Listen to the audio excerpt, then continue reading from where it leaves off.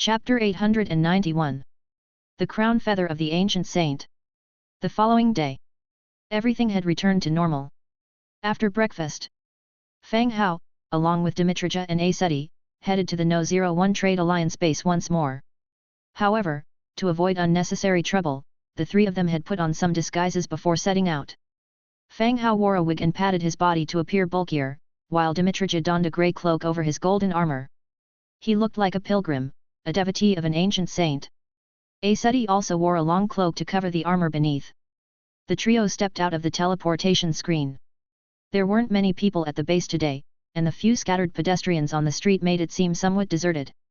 Fang Hao took out the shell business card, glanced at the address, and led the other two towards the commercial district in the west part of the city. Their journey was brisk and uneventful, without giving much attention to the people around them. This place was home to many races with different beliefs, so sight of people in exotic clothing was common. Thus, the trio's attire did not attract any additional notice from passers-by. Soon, following the address, they arrived in front of the shop. A modestly sized storefront with a wooden sign hanging above the door. On the sign, a small hippopotamus was painted with colored lacquer. Above the hippopotamus read the words Coral Cottage, 4 characters in all.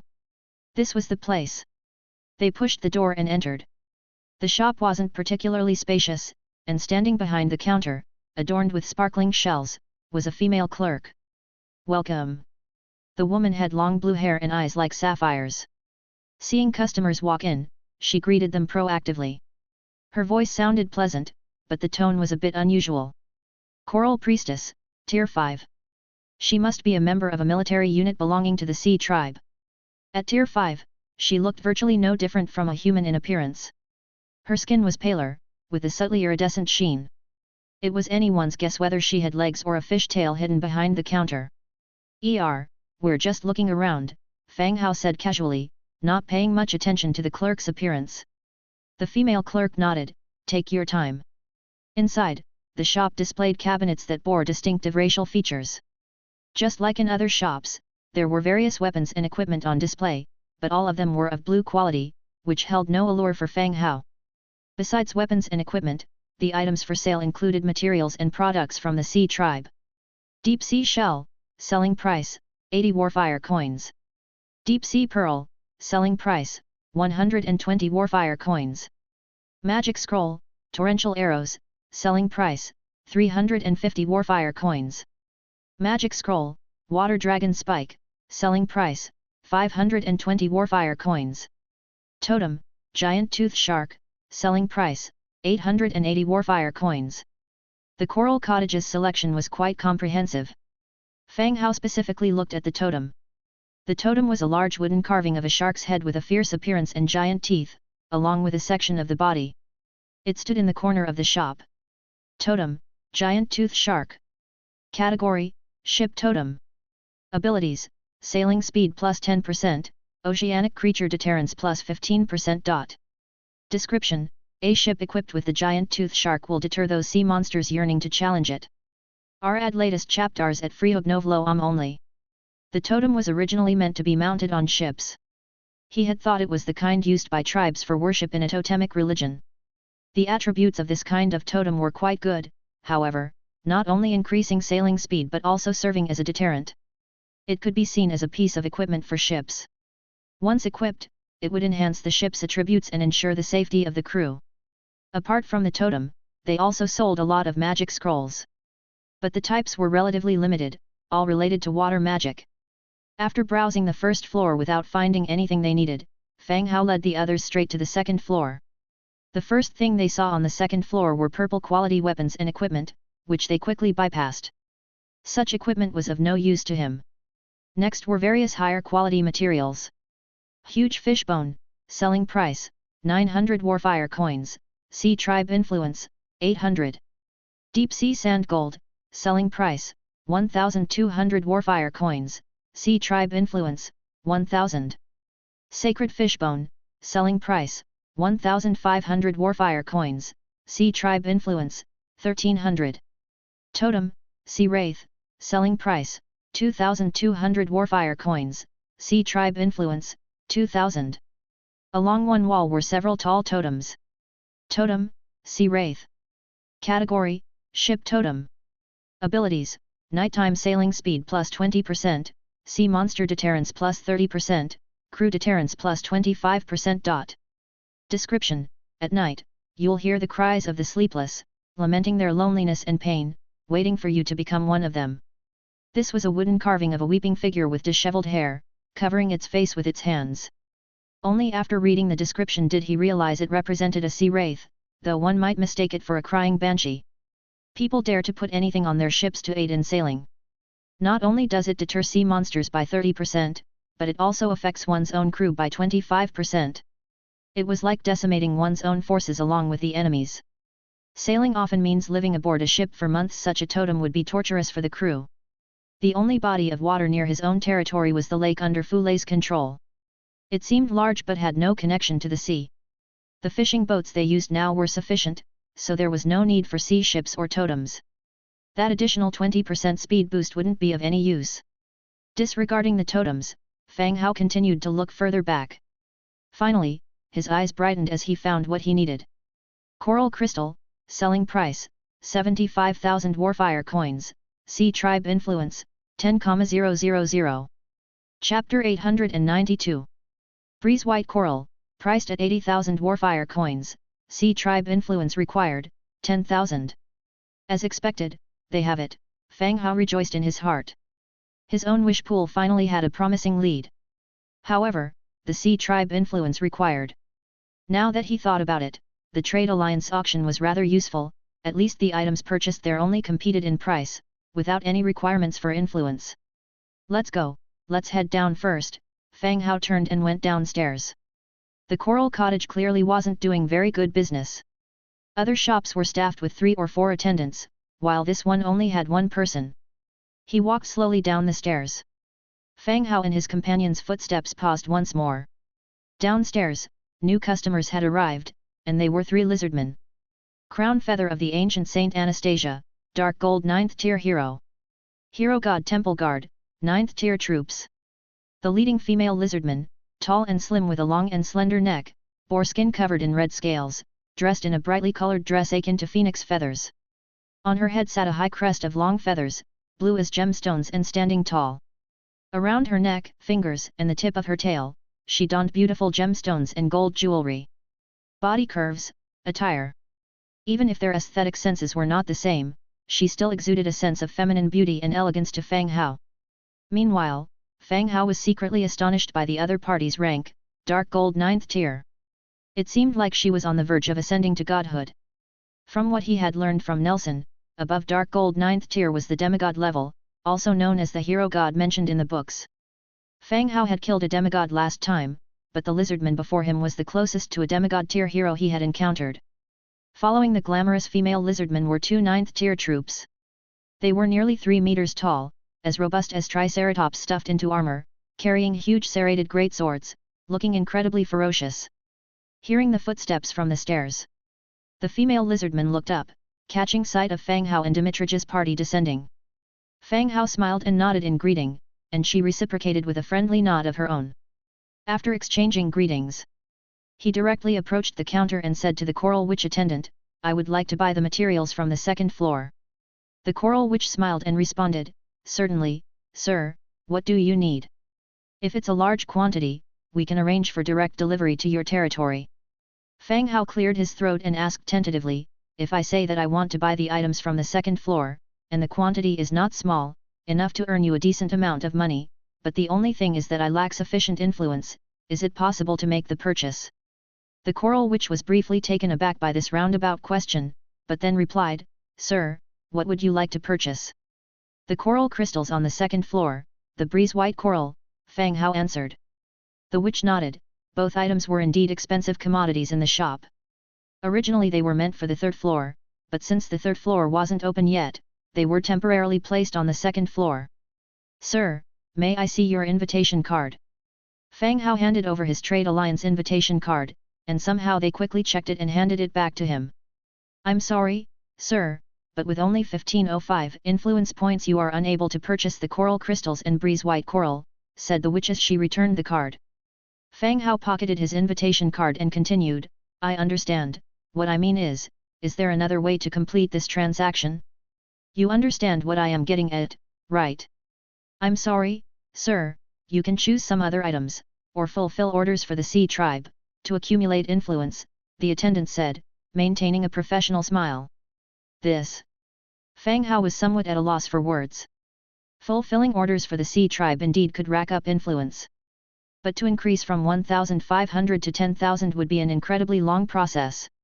He didn't have the time to grind for Sea Tribe influence. Moreover, there wasn't much in the Sea Tribe's offerings that could be utilized by his territory. Suddenly, Fang Hao found himself in a difficult position. At that moment, a voice came from behind. Do you really need these materials? Fang Hao and his companions turned around to see the radiant female lizardman standing behind them. With her arms folded gracefully in front of her, she exhibited a unique nobility. Yes, Fang Hao nodded. The lizardman woman glanced at Dimitrija with the corner of her eye before returning her gaze to Fang Hao and gently asked, How may I address you? Fang Hao replied, Fang Hao, and you, madam. He had a hint of her name from the information provided, but it was clearly impolite to address her directly by it. First, it was necessary to ask her. After she responded, he would address her by name. Moreover, a dark gold rank 9 hero, who showed friendliness, wasn't a bad thing. Anastasia. The lizard woman said. Fang Hao nodded, using the half-baked etiquette learned from Rebecca, Miss Anastasia, it is an honor to meet you. The lizard woman nodded slightly in return, if you are troubled by your influence, perhaps now you need to make a friend. Fang Hao's eyes narrowed slightly, instantly understanding the meaning behind her words. Helping him? Unsolicited kindness that came knocking at his door made him suspicious. Yet he maintained a smile on his face. Then, what should I offer in return for a friend's kindness? The lizard woman replied directly, my shop is not far from here, would you like to sit for a while? Fang Hao was stunned, he felt like he was being propositioned by a cougar. And to come sit at her place no less. But lizardmen and humans should have different aesthetics, she must regard him as Fang Hao regarded her. Even if not repulsed, surely not interested enough to want a deeper interaction. Suddenly, Fang Hao noticed that the lizard woman glances at Dimitrija now and then. This gave him a new guess. Of course, I apologize for the disturbance, my lady, Fang Hao replied with a smile. The lizard woman also smiled and led the way out. Fang Hao and his companions followed her out of the store. The lizard woman's shop was not far, a 4 or 5 minute walk away. They pushed the door open and entered. Inside, the lizard attendants greeted her respectfully, Your Majesty the Queen. The 3 people at the doorway simultaneously froze in their tracks. What the hell? A queen? Fang Hao saw Dimitrija showing a touch of surprise as well. They followed upstairs to the 3rd floor, entering a private room. The room wasn't large, but it was richly decorated. A peacock blue main color toned with embellishments of red and gold. Even if not as luxurious as the auction hall, it was still beautifully exquisite. Please, take a seat, the lizard queen gestured elegantly with her hand. The guests were seated. Lizard attendants prepared refreshments, setting them before the 3 visitors. The lizard queen indicated for them to be at ease and began, Yesterday's battle was splendid, not many dare to take on the dragon clan. The 3 were startled, not expecting to be recognized so easily. Were they really that obvious? Or was their disguise too clumsy, doing nothing to help them blend in? After the initial surprise settled, calmness quickly returned. Fang Hao spoke, Oh? Were you there in person, Your Majesty? It was apparent that there was no malice from the other side. With little association between the lizardman and the dragon clan, he was not worried that she would act on the dragon's behalf. Saw some of it, the lizard woman said, lifting her teacup and taking a delicate sip, May I inquire why? Some tedious misunderstandings, Fang Hao replied noncommittally. The lizard queen did not press further and continued, We have year-long trade with the Sea Tribe, and influence enough to purchase what you need. Since she had gotten straight to the point, Fang Hao was more willing to get down to the main topic. He asked softly, So, Your Majesty, what would you require of us in return? The lizard queen, resting her wrist on her chin, went on, The Holy Empire needs allies. Well, claiming to be the Holy Empire, no less? That stature sounded pretty high indeed. We have already felt Your Majesty's friendship, what else is there? Fang Hao asked. The lizard queen glanced at Dimitrija once more. She spoke softly, I hope this brave warrior can return to the Holy Empire and continue to serve it. Fang Hao frowned. This cougar wasn't playing by the rules. You just helped me buy something one time, and you want Dmitrija as a lifelong freebie? Tisk. Chapter 893. Dmitrija, what do you mean? My lord, I have sworn to be loyal to you, and this will not change, Dmitrija said solemnly. Fang Hao was not worried about this. From the very beginning, Dmitrija's loyalty was very high. And it had already reached 100 points, rendering any form of trickery or bribery ineffective. Unless the Lizard Queen really summoned an ancient saint revered by the lizard people, perhaps that might cause some fluctuations in Dmitrija's heart. Aside from that, it was simply not possible for Dmitrija to betray him or the domain. Fang Hao nodded in satisfaction. Queen, Dmitrija is a hero of the domain, and is also my family. I would not use a family member as a bargaining chip in trade, and I believe Dmitrija thinks the same way. This outcome seemed to surprise the Lizard Queen. The lizard people's reverence for the ancient saints was something ingrained in their blood. She did not expect that when she made such a proposition, the lizard people themselves would refuse so decisively, without a moment's hesitation, nor did it seem to be a false pretext. She was somewhat perplexed. Similarly, the fact that humans valued the lizard people so much, calling them family, was surprising. Beyond her surprise, it also caused her impression of Fang Hao to change once again. I won't insist on this matter. The gates of the Holy Dynasty are always open to welcome back the followers of the ancient saints. Not waiting for the other party to speak, the Lizard Queen continued, so, what can you offer us? Back to the main topic, it was still her turn to state her price. Certainly, I wouldn't let friends help for nothing, Fang Hao thought for a moment and said, in compensation, I will pay the Sacred Dynasty for 10,000 weapons of blue quality, be it long spears or war blades, you are free to choose. 10,000 was, in fact, not a small number. Judging by Trade Alliance outpost prices for blue weapons, even the cheapest at 200 warfire coins each would cost 2 million in compensation. Is that so? Mused the Lizard Queen. After pondering for a moment, she said, not bad, we do indeed need to replace some old equipment. What types of weapons can you provide? That depends on what you are proficient in using. Let's see them all. Fang Hao did not hesitate, exchanging several types of weapons that were in stock in Zhang Bin's warehouse. Blue muskets, crossbows, and round shields were not among them. Only weapons. Orc war blade, blue, disciplinary nail hammer, blue, bandit demon head knife, blue, military war spear, blue, dwarf war blade, blue. Clang clang, a cacophony of sounds as weapons appeared one after another. The clash of arms drew the attention of the guards outside the door, who rushed in to confirm it was safe. Then, under the Queen's icy stare, they immediately closed the door once more. The Lizard Queen picked up each weapon to inspect it. She promptly placed them all back down and asked softly, do you primarily deal in weapons at the Trade Alliance? Yes, weapons and equipment, along with some tools, Fang Hao answered. How are the prices? It appeared the Lizard Queen was quite satisfied with these weapons and started inquiring about the prices. Fang Hao responded, for friends making a purchase, the more you buy, the cheaper it gets. Haha, good, then I'll take 10,000 of these. I'll arrange for someone to visit your place later to check, and if the price is right, we could certainly cooperate more in the future, continued the Lizard Queen.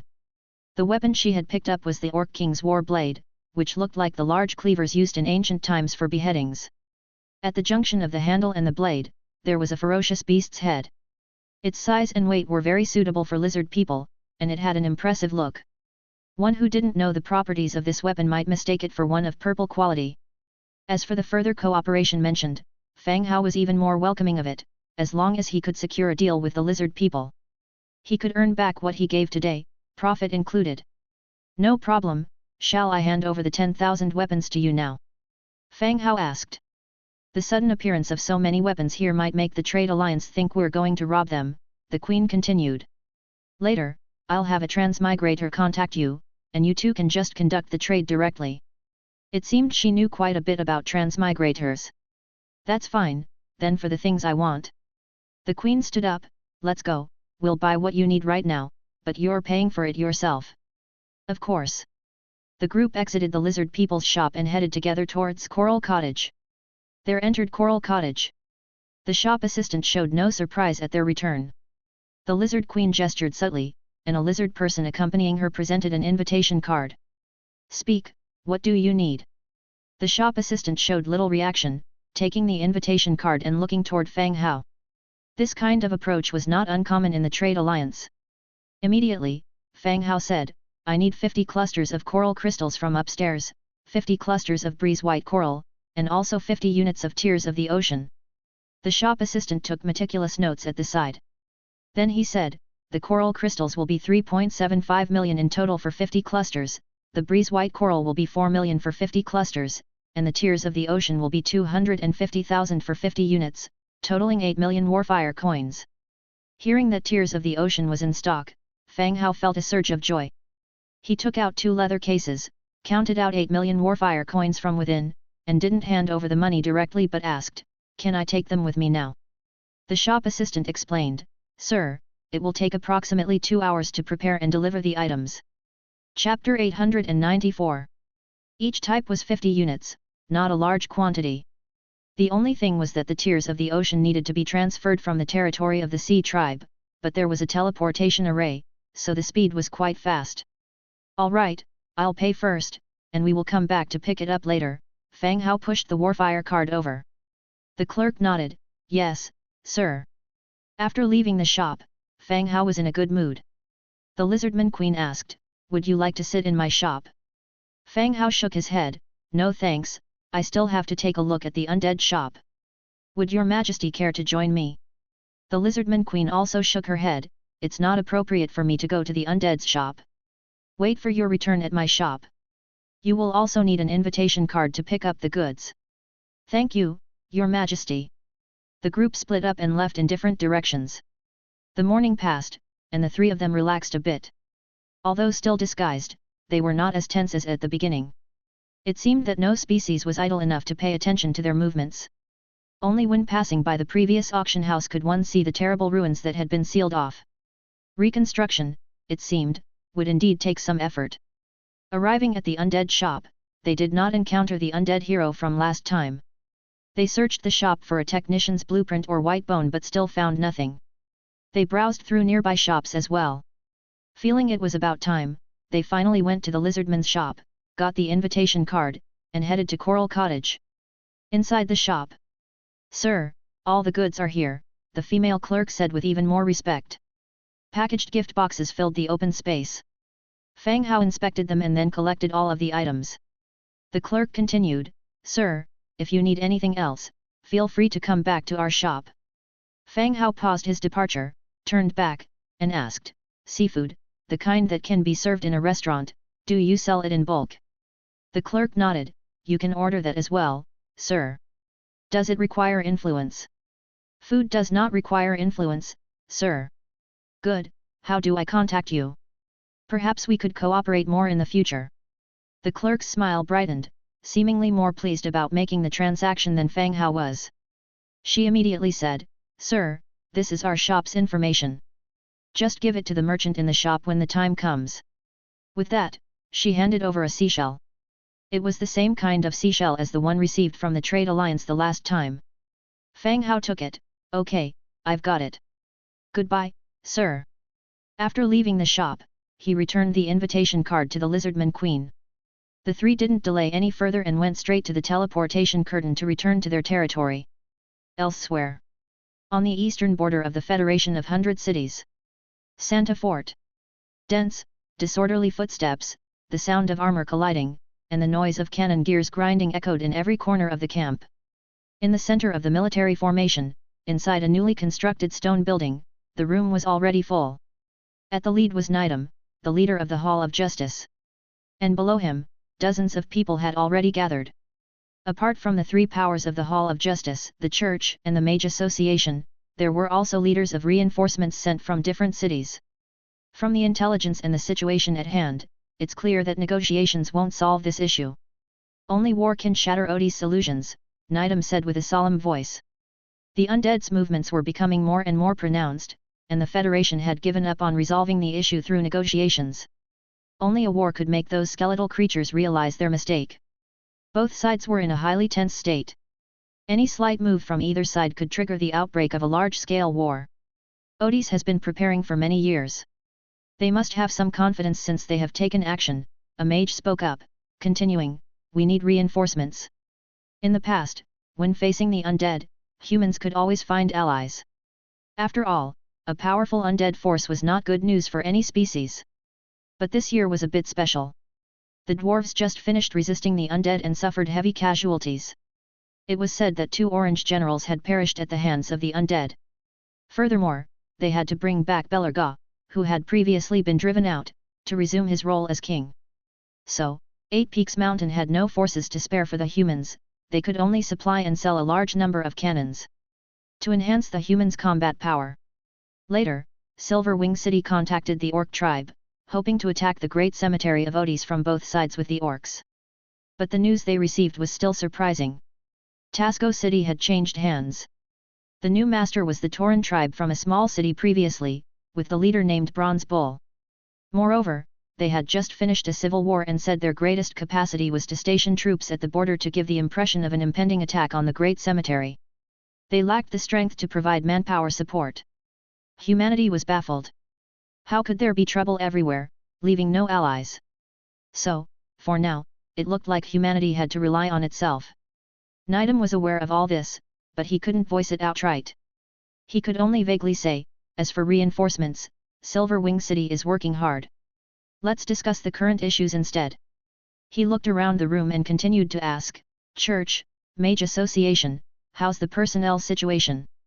An old man in church attire gently said, we have 6 bishops, 5,000 Templar knights, 26,000 Templar warriors and pilgrims combined, and 45,000 clergy already integrated into the military. Chapter 895. Clergy members generally refer to professions such as priests and acolytes. In the army, they are primarily responsible for attribute enhancement, dispelling negative attributes, and treating the wounded among other supporting roles. Even though the church has special damage abilities against the undead, the numbers still speak for themselves. The entire federation has only mobilized about 80,000 church members, and most of them are in support roles. But the inclusion of 6 bishops was enough to provide a significant boost to the human side's combat power. Nidam nodded, his gaze then fell on the Mage Association. Water Mage Maple replied directly, in total, there are 23,000 mages who have been placed at the rear of the troops, ready to be mobilized at any moment. The nobility's monopoly on knowledge makes the number of mages even fewer. Nidam nodded again, indicating his understanding. Next, he inquired about the military strength of the other cities and their various needs. Nidam continued to look towards the church area's Suhaid and asked softly, Saint Suhaid, do you have any new information? As the situation between both sides worsened, Suhaid's status surged. Everyone was praising the church for nurturing a saint who could control the big picture. Suhaid shook his head, no news, the contact with that side has been cut off. Well, let's see. Nidam was halfway through speaking when he suddenly shut his mouth.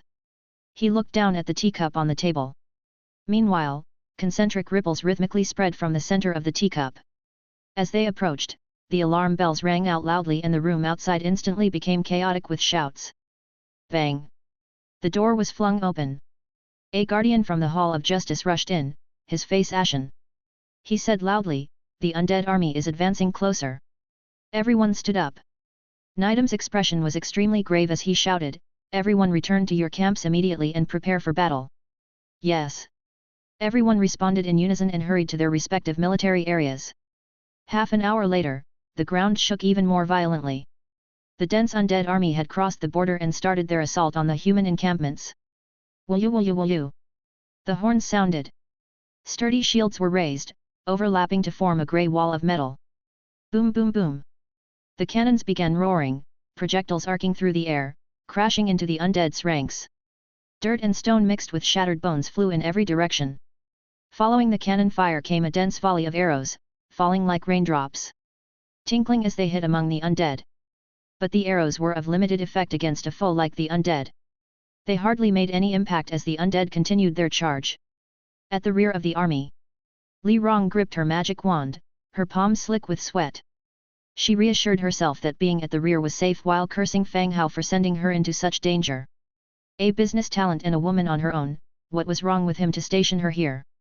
The hand clutching her magic wand turned white, drained of all color. "Don't worry, I'll take you away the moment there's any danger," said Dark Elf Morse at Li Rong's side. As Li Rong's protective hero, he was not subject to assignments from the army. Besides, all other mages had been assigned personal guards as well. Okay, Li Rong's voice trembled. At that moment, a commanding voice called out nearby. "Prepare the magic elemental projectiles. Fire!" Whoosh! In an instant, fireballs, water orbs, a barrage of magic elementals arched towards the distance. Compared to other, more powerful magics, these low-level, long-range magic elementals were better suited for large-scale, distant mass deployment. The effect was almost akin to cannon fire in terms of coverage. Furthermore, since these magic elementals were basic, even apprentices could demonstrate combat power. Various colored magic elementals arced across the sky, forming domes above the battlefield. They exploded upon landing among the charging undead, flinging up traces of the elements. "Watch out for enemy magic elementals." On the other side, magic elemental projectiles from the undead tore through the sky and reached the human troops. Boom boom boom. In an instant, bodies were torn apart. Dark energy began to spread everywhere. Clergy members started praying, dispelling the spreading negative energy. Despite this, the frenzied undead smashed directly into the shield wall. Like waves breaking over the ramparts, they surged over and through the iron barrier, attacking the humans. Chapter 896. The undead had breached the defenses and were locked in close quarters combat with the humans. The mages began casting spells and continuously gulped down potions. Li Rong, with a pale complexion, looked around, her vision filled with soldiers locked in brutal combat. Shrieks and a great fire covered the entire battlefield. Was the human federation so weak? Why had the seemingly foolproof formation, prepared over so long a time, been breached in such a barbaric manner? It was almost unbelievable. After trying twice, she summoned a double-headed fire python beside her, then followed by casting magic missiles into the distance. But her mind was still blank. She could only carry out the actions of concentrating and releasing subconsciously. Compared to the relatively safer rear, the front line of the army was engaged in fiercer combat. Clack clack clack. The sound of metal chains rang out. Within the undead ranks, dozens of gigantic skeletons, each standing 10 meters tall, stepped onto the battlefield. Wrapped in iron chains. Their arms swung powerfully, chains whistling through the air, knocking down swaths of the human army. Clang! Just when everyone was powerless against the giant skeletons, a holy radiance broke through the sky, shining down. Above the human ranks, the ethereal figure of an angel with wings unfurled emerged. It looked indifferently at the undead ahead. Pointed with its hand. A massive golden sword fell from the sky, instantly piercing the giant skeleton in front of it. In agonizing twists, the skeleton giant turned to ash. At the same time, the golden giant sword did not vanish immediately. The light it emitted enveloped the nearby skeletons for dozens of meters, turning them directly to ash. "The bishop has acted, reform the defenses, quick!" Orders were shouted rapidly. The troops from the rear continued to surge forward, plugging the breach. Meanwhile, the other giant skeletons also received special attention from the human ranks. Either through torrents of water dragons or barrages from dozens of cannons simultaneously. Li Rong numbly cast her magic, her gaze sweeping over the battlefield like hell itself. Fire dragons filled the sky, along with ice storms and spreading poison clouds. Every corner was engaged in a life or death struggle. In the air, carrion vultures and thunder eagles clashed, with broken flesh and blood raining down. Below, the undead charged at shield formations, while magic of all colors bombarded back and forth across the enemy ranks. Skeleton knights wielding scythes, stone coffins that devoured souls from corpses, and 10-meter-tall skeleton giants. At this moment, even the rear ranks of the team were not as safe as one would imagine. On the battlefield, life and death depended more on luck. "Fang Hao, if I die here, I curse you to never stand up straight for the rest of your life," Li Rong cursed as she popped the lid of a potion, tilting her head back to drink. Main city. Unaware of the battlefield's situation, Fang Hao and two others emerged from the light screen. After handing the business card to Dejin, they went straight back to the Lord's mansion. They arrived at the location of the rejuvenation spring well. They chose an empty space on one side, intending to build a wishing well. They opened the Book of Lords, looking for the blueprint. Wishing well blueprint, orange. Category: Special Building Blueprint. Prerequisite for construction: 4 statues, 5/4. Required materials: timber 5,200, stone 3,500, sturdy hemp rope 1,200, stone bricks 3,000, natural gem 120, trace of the forest 120, coral crystals 50, tears of the ocean 50, breeze white coral 50, dawn blue coral 50, essence of magic 10, perfect essence 5. Description: weekly consumable basic resources for making wishes, with a chance of receiving wish rewards. All the construction conditions were finally met. Currently, there were 5 statues in the territory. They were the goddess of harvest, god of undead slaughter, god of deception, and god of furnace fire. Moreover, the blueprint also included the god of light statue, but since it was hostile to the god of undead, they couldn't be built at the same time. After taking out all the newly purchased materials, all the conditions had been met. He confirmed the location they had chosen earlier, adjusted the angle a bit, and began to confirm the construction. An orange light instantly soared, gradually forming the outline of a pond. Almost an hour passed. Fang Hao took a stroll around and then returned, as the light from the wishing well faded. The overall shape appeared before Fang Hao's eyes. It was a pond about 2 meters in radius, with crystal clear water revealing the bottom, surrounded by various exotic and dazzling flowers. In the center of the pond was a column shaped like a stalagmite, covered in complex and mysterious patterns. Fang Hao approached to inspect the attributes. Wishing well. Category: Special Building. Function: Prayer. Materials: 0/100. Prayer may make a wish for desired materials/items, with the probability of receiving the wished for rewards, once every 7 days. Description: the gods have heard your voice. Just like what he had understood before, expend materials to obtain wished for items. Although it was called wishing, it was more like an exchange, and whether the exchange would be successful depended on if the other party was willing to give you what you wished for. This was not a guaranteed advantageous deal. But one would only wish for what they lacked and urgently needed. The existence of risk was in accordance with the rules of this world. Fang Hao thought for a moment, opened the building menu, and began to select the wishful items. Although known as items, he could only choose materials, crystal stones, or recruitment materials. The heroes and equipment he imagined were not selectable at all. But, upon reflection, it also made sense. An orange blueprint building allowing access to special rare materials was actually not less valuable than equipment. Especially since he had a hundredfold amplification, materials were exactly what he needed. Chapter 897. He pondered what he needed. After some thought, he needed dragon crystals and forgotten souls. Dragon crystals were used to recruit bone dragons, while forgotten souls could be used to recruit tier 10 soldiers from Nisbet. Due to the recent conflict with the dragon clan, the enemy might fly over at any moment. Fang Hao still planned to use the first exchange to swap for dragon crystals. Wish: Dragon crystals 3. Material: sturdy wood 100/100, low success rate. After placing 100 units of sturdy wood, the number of dragon crystals turned to 3. Besides, a low success rate alert appeared behind the material. It seemed that the type and value of the materials also affected the quantity of the wished items and their success rate. Fang Hao then tried a few other materials. Wish: Dragon crystals 5. Material: fine work stone bricks 100/100, low success rate. Upon reaching fine work stone bricks, the number of dragon crystals became 5, but the success rate remained very low. Next, Fang Hao experimented with other kinds of materials. Materials of the same grade. Ore-type materials yielded more dragon crystals. Logging 100 units of cast iron, the number of dragon crystals reached 8. 100 units of fine iron, and the number of dragon crystals was 15. But none of them showed a significant increase in success rate. Fang Hao didn't see himself as someone good at gambling odds, having once played mobile games where he almost wanted to delete the game out of frustration. Therefore, at this early stage, when he urgently needed dragon crystals, gambling on a low success rate was not a good choice. Fang Hao cleared the materials column and began trying other items to see if they could replace building materials. Finally, Fang Hao found a useful item.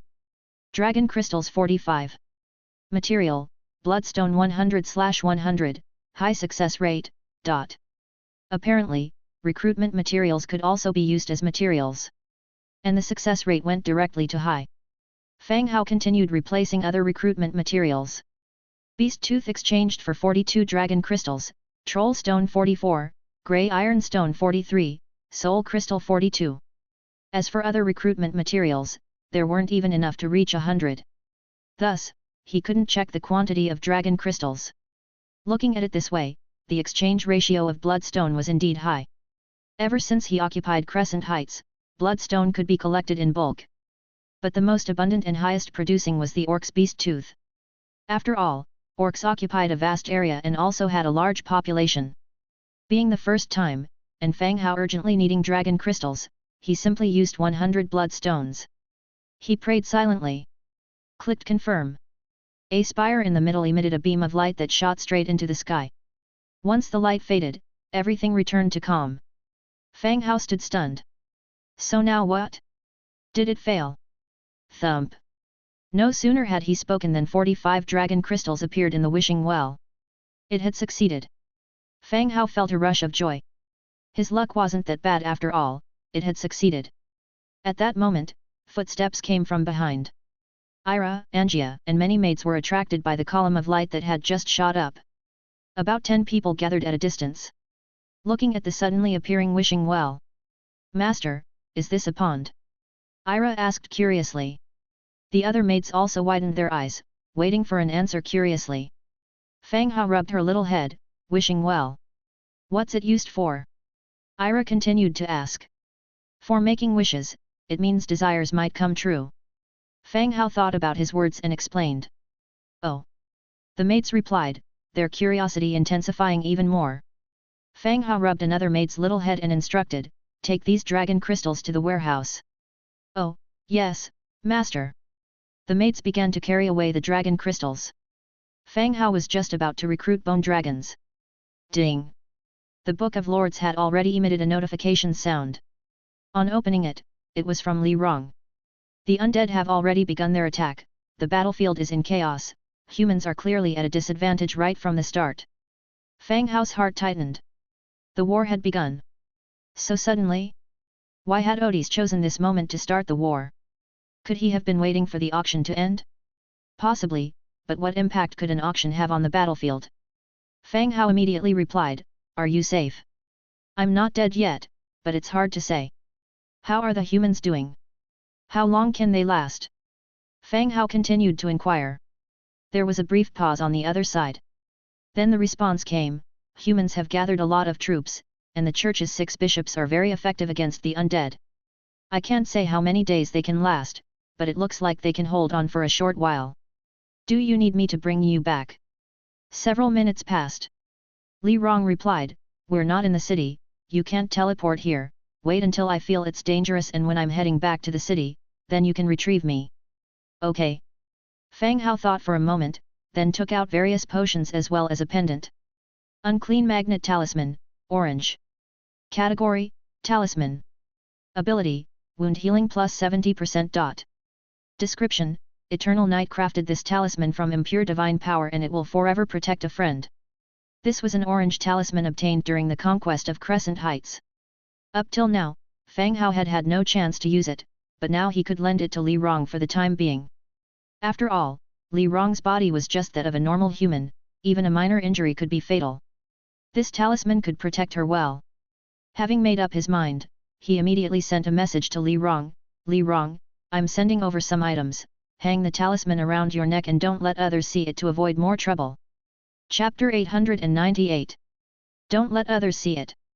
Besides the fear of enticing envy, the pendant belongs to the Blood Clan and is likely to cause trouble. Li Rong replied, 1. Fang Hao designated the trade directly, sending over the potion, bandages, and talisman right away. Soon, a reply came from the other side. Damn, orange gear, is it a love token? Don't worry, I've hidden it against my chest, no one can see it. This guy, starting his antics again at this time. Li Rong's figure wasn't exactly voluptuous, but she used to hide a cigarette pack in the middle of her chest before. Hiding a talisman pendant should be no problem. At least unless opened, it should not be visible. Fang Hao replied, I'm lending it to you, you'll have to return it to me after. Stingy. End chat. Fang Hao found Dimitrija at the city lord's residence, activated the teleportation screen, and disappeared on the spot. Blood Castle. The two walked out from within the screen. They could hear the footsteps of the moving army outside the castle, along with the dull sounds of heavy objects being moved. Fang Hao was startled and quickly walked out of the ancient castle. He saw swathes of armies beginning to mobilize on a large scale. Leading them were several transmigrators, including Kong Yang, who were continuously making various devices. Upon seeing Fang Hao with Dimitrija appear, Kong Yang dropped what he was working on and ran over immediately. Boss! Commander Dimitrija, Kong Yang wiped his hands, his face beaming with a smile. Kong Yang was a transmigrator previously enslaved by the Blood Clan. After cooperating with the army to capture Blood Castle, he became a subsidiary city lord under Fang Hao. The other transmigrators included those originally from Crescent Heights and some who had lost their cities and were later transferred here. Fang Hao nodded, "What's happening here?" Kong Yang answered, "I'm not clear on the specifics. Amanda ordered preparations for battle, and now all the city's military and logistics are being mobilized." It seemed Amanda had deduced something from the movements of the Odis army as well. Amanda's vigilance in this aspect was indeed very strong. "Right, the Great Cemetery has declared war on the humans, just focus on logistics, and be careful," Fang Hao instructed Kong Yang. "All right, boss. Where's Amanda?" Fang Hao continued. Kong Yang pointed towards the area where the troops were. "She just went over there. Have someone call Amanda and the others over, I'll wait for them in the castle's great hall." "Okay." Kong Yang called over a heavy sword infantry and whispered a few instructions. The infantryman then hurried towards where Amanda and the others were. The great hall of the ancient castle. Soon, Amanda, Rolina, and Blood Hunter hurried over. After exchanging greetings, Fang Hao immediately said, "Odis has already declared war on the humans." Amanda nodded, "The Odis army has had obvious and frequent mobilizations. I have already prepared for the attack." They had also been planning for the Great Cemetery for a while. Amanda had even arranged a large number of personnel, human soldiers, bound spirit guardians, to enter the enemy territory for reconnaissance. Today, from all sorts of intelligence, she had sensed something amiss and guessed that a battle might have already started, and had prepared to invade the enemy territory at any moment. Fang Hao thought for a moment, then said, "All right, I'll gather more heroes and personnel from the surrounding areas in the next few days to coordinate this attack." He paused slightly, then continued, "Have you considered how to communicate with the humans after the war starts?" The world of humans was relatively stable. Unlike the chaos of the trolls and orcs, Fang Hao did not wish to start a war without any reason. Living in peace was also a fine diplomatic strategy. Communicating with humans was necessary because his side was also undead. To avoid misunderstanding with the humans. Once a battle broke out, it would be necessary to let the humans know their identity ahead of time, that they were not people from Odis. Otherwise, once blood was shed, it would be difficult to stop. Amanda's voice remained calm as she softly began, "We've already discussed this point. Before the war begins, Miss Rebecca will deliver a letter of alliance from Blood Castle to the Human Federation. It's likely that the Federation needs an ally right now to help share their burden." Chapter 899. Amanda's idea is actually very understandable. The start of the war by Odis was premeditated and well prepared. Those in the know are clear that the chances of human victory are not great. And the Federation, having not found allies, naturally would not refuse an ally to help them share the pressure from Odis. Even if that ally is the former enemy, the Blood Clan. Moreover, Amanda and Rolina had also discussed a rather complete plan. Rolina would ally with the Human Federation in the name of the Master of Blood Castle. After occupying the Great Cemetery of Odis, the territory would be managed by the Blood Castle. And this alliance agreement would be delivered to the hands of the Federal Conference by Rebecca, in her capacity as the City Lord of Lyss. In the process, it could also be implied that Rebecca deserved credit for finding an ally for the Federation. The Human Federation would not reject this alliance, and after the end of the fight, the restored Anglina Kingdom can resume diplomatic relations with humans. Both sides would normally engage in trade with each other. One could say, this idea was quite excellent. Even if humans did not trust the Blood Clan, they would be forced to accept this alliance.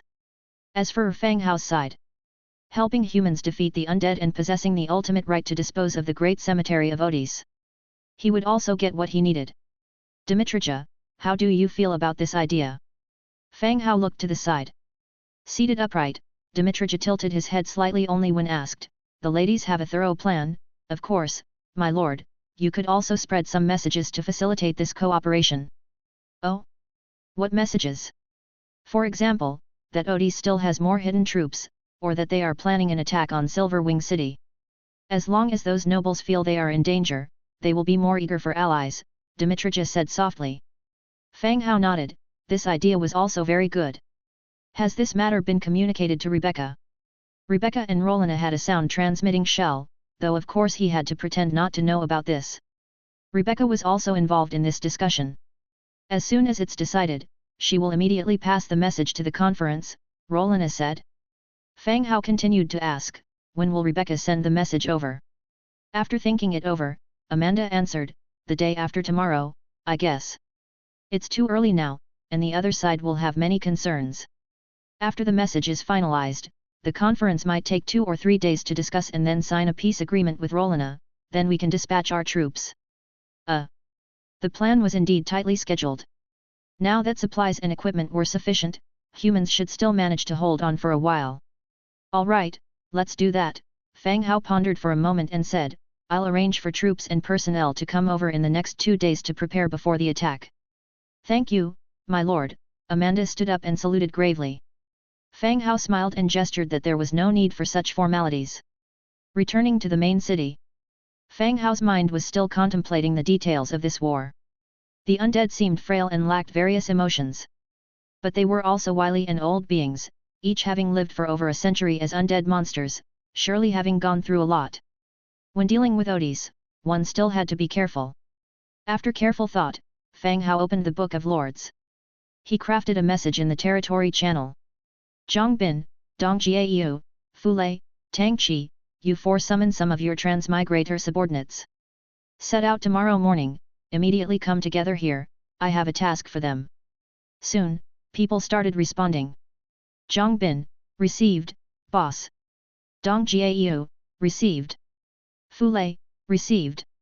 "Tangqi, received." Following consecutive confirmations, the quiet territory channel immediately began to bubble with activity. "Fang Hao, big shot, why are you gathering so many transmigrators? Spring is here, maybe it's time for farming." "God, farming? How many transmigrators actually know how to farm? They're probably going to fight." "Fight who?" "The people being summoned are heading to the boss's main city, it doesn't seem like they're going to fight people. I heard the human borders have started the war with the undead, it's probably support for one side." "Support who?" "Humans, obviously." "Nonsense, the boss is with the undead camp, why would he support humans?" "Get real, they're summoning humans, they can't go help the undead." "You're the one talking nonsense." Fang Hao glanced at the lively channel and was about to close the Book of Lords. Then a private message notification sounded. It was from Zhongbin. He opened it to see. "Boss, there's trouble. The task regarding the construct you assigned me has failed." "What? What do you mean it failed?" "That technician, I don't know what he was researching, but an explosion killed him," Zhongbin replied. Fang Hao was taken aback for a moment. Then he responded immediately, "Was the explosion big?" "Big, the man is definitely dead, and I found other people in the village who didn't get anything." "I'm afraid this lead on the construct is dead," Zhongbin said. Transmigrators like Zhongbin knew Fang Hao was with the undead camp and could recruit undead troops. But they actually did not understand the rules concerning the construction of the undead. Hence, Zhongbin was focused on the construct's task line. However, Fang Hao was more concerned about the technician himself. "No, I mean, is the body intact?" "Oh, the body is in pieces, but it should have been collected by the villagers for burial," Zhongbin continued. "Where are you?" Fang Hao asked. Chapter 900. "I'm in my own fortress, and this message was brought back by the guards I arranged to be stationed in that village." After pondering for a moment, Fang Hao said, "Tomorrow morning, we'll go there together to see if that technician left behind any blueprints." "All right, boss." After ending the chat, Fang Hao closed the Book of Lords. He headed to the skeleton conversion field once again. The matters regarding the Dragon Clan posed a potential threat to his territory. High mobility, formidable strength. Although, for now, his territory remained a secret to the Dragon Clan. The world is vast, and there are many transmigrators. For the dragon clan to pinpoint his location wouldn't be easy. But all this was temporary. Who could guarantee that the dragon clan didn't have some kind of tracking spell or artifact, or that they wouldn't receive useful information from the transmigrators? Thus, making preparations and always being ready for a visit from the dragon clan was necessary. Upon arriving at the skeleton conversion field, he opted to recruit dragon crystals, 45 of them. There were two types of troops available for recruitment: skeleton pseudo-dragon guard, tier 6, and bone dragon, tier 10.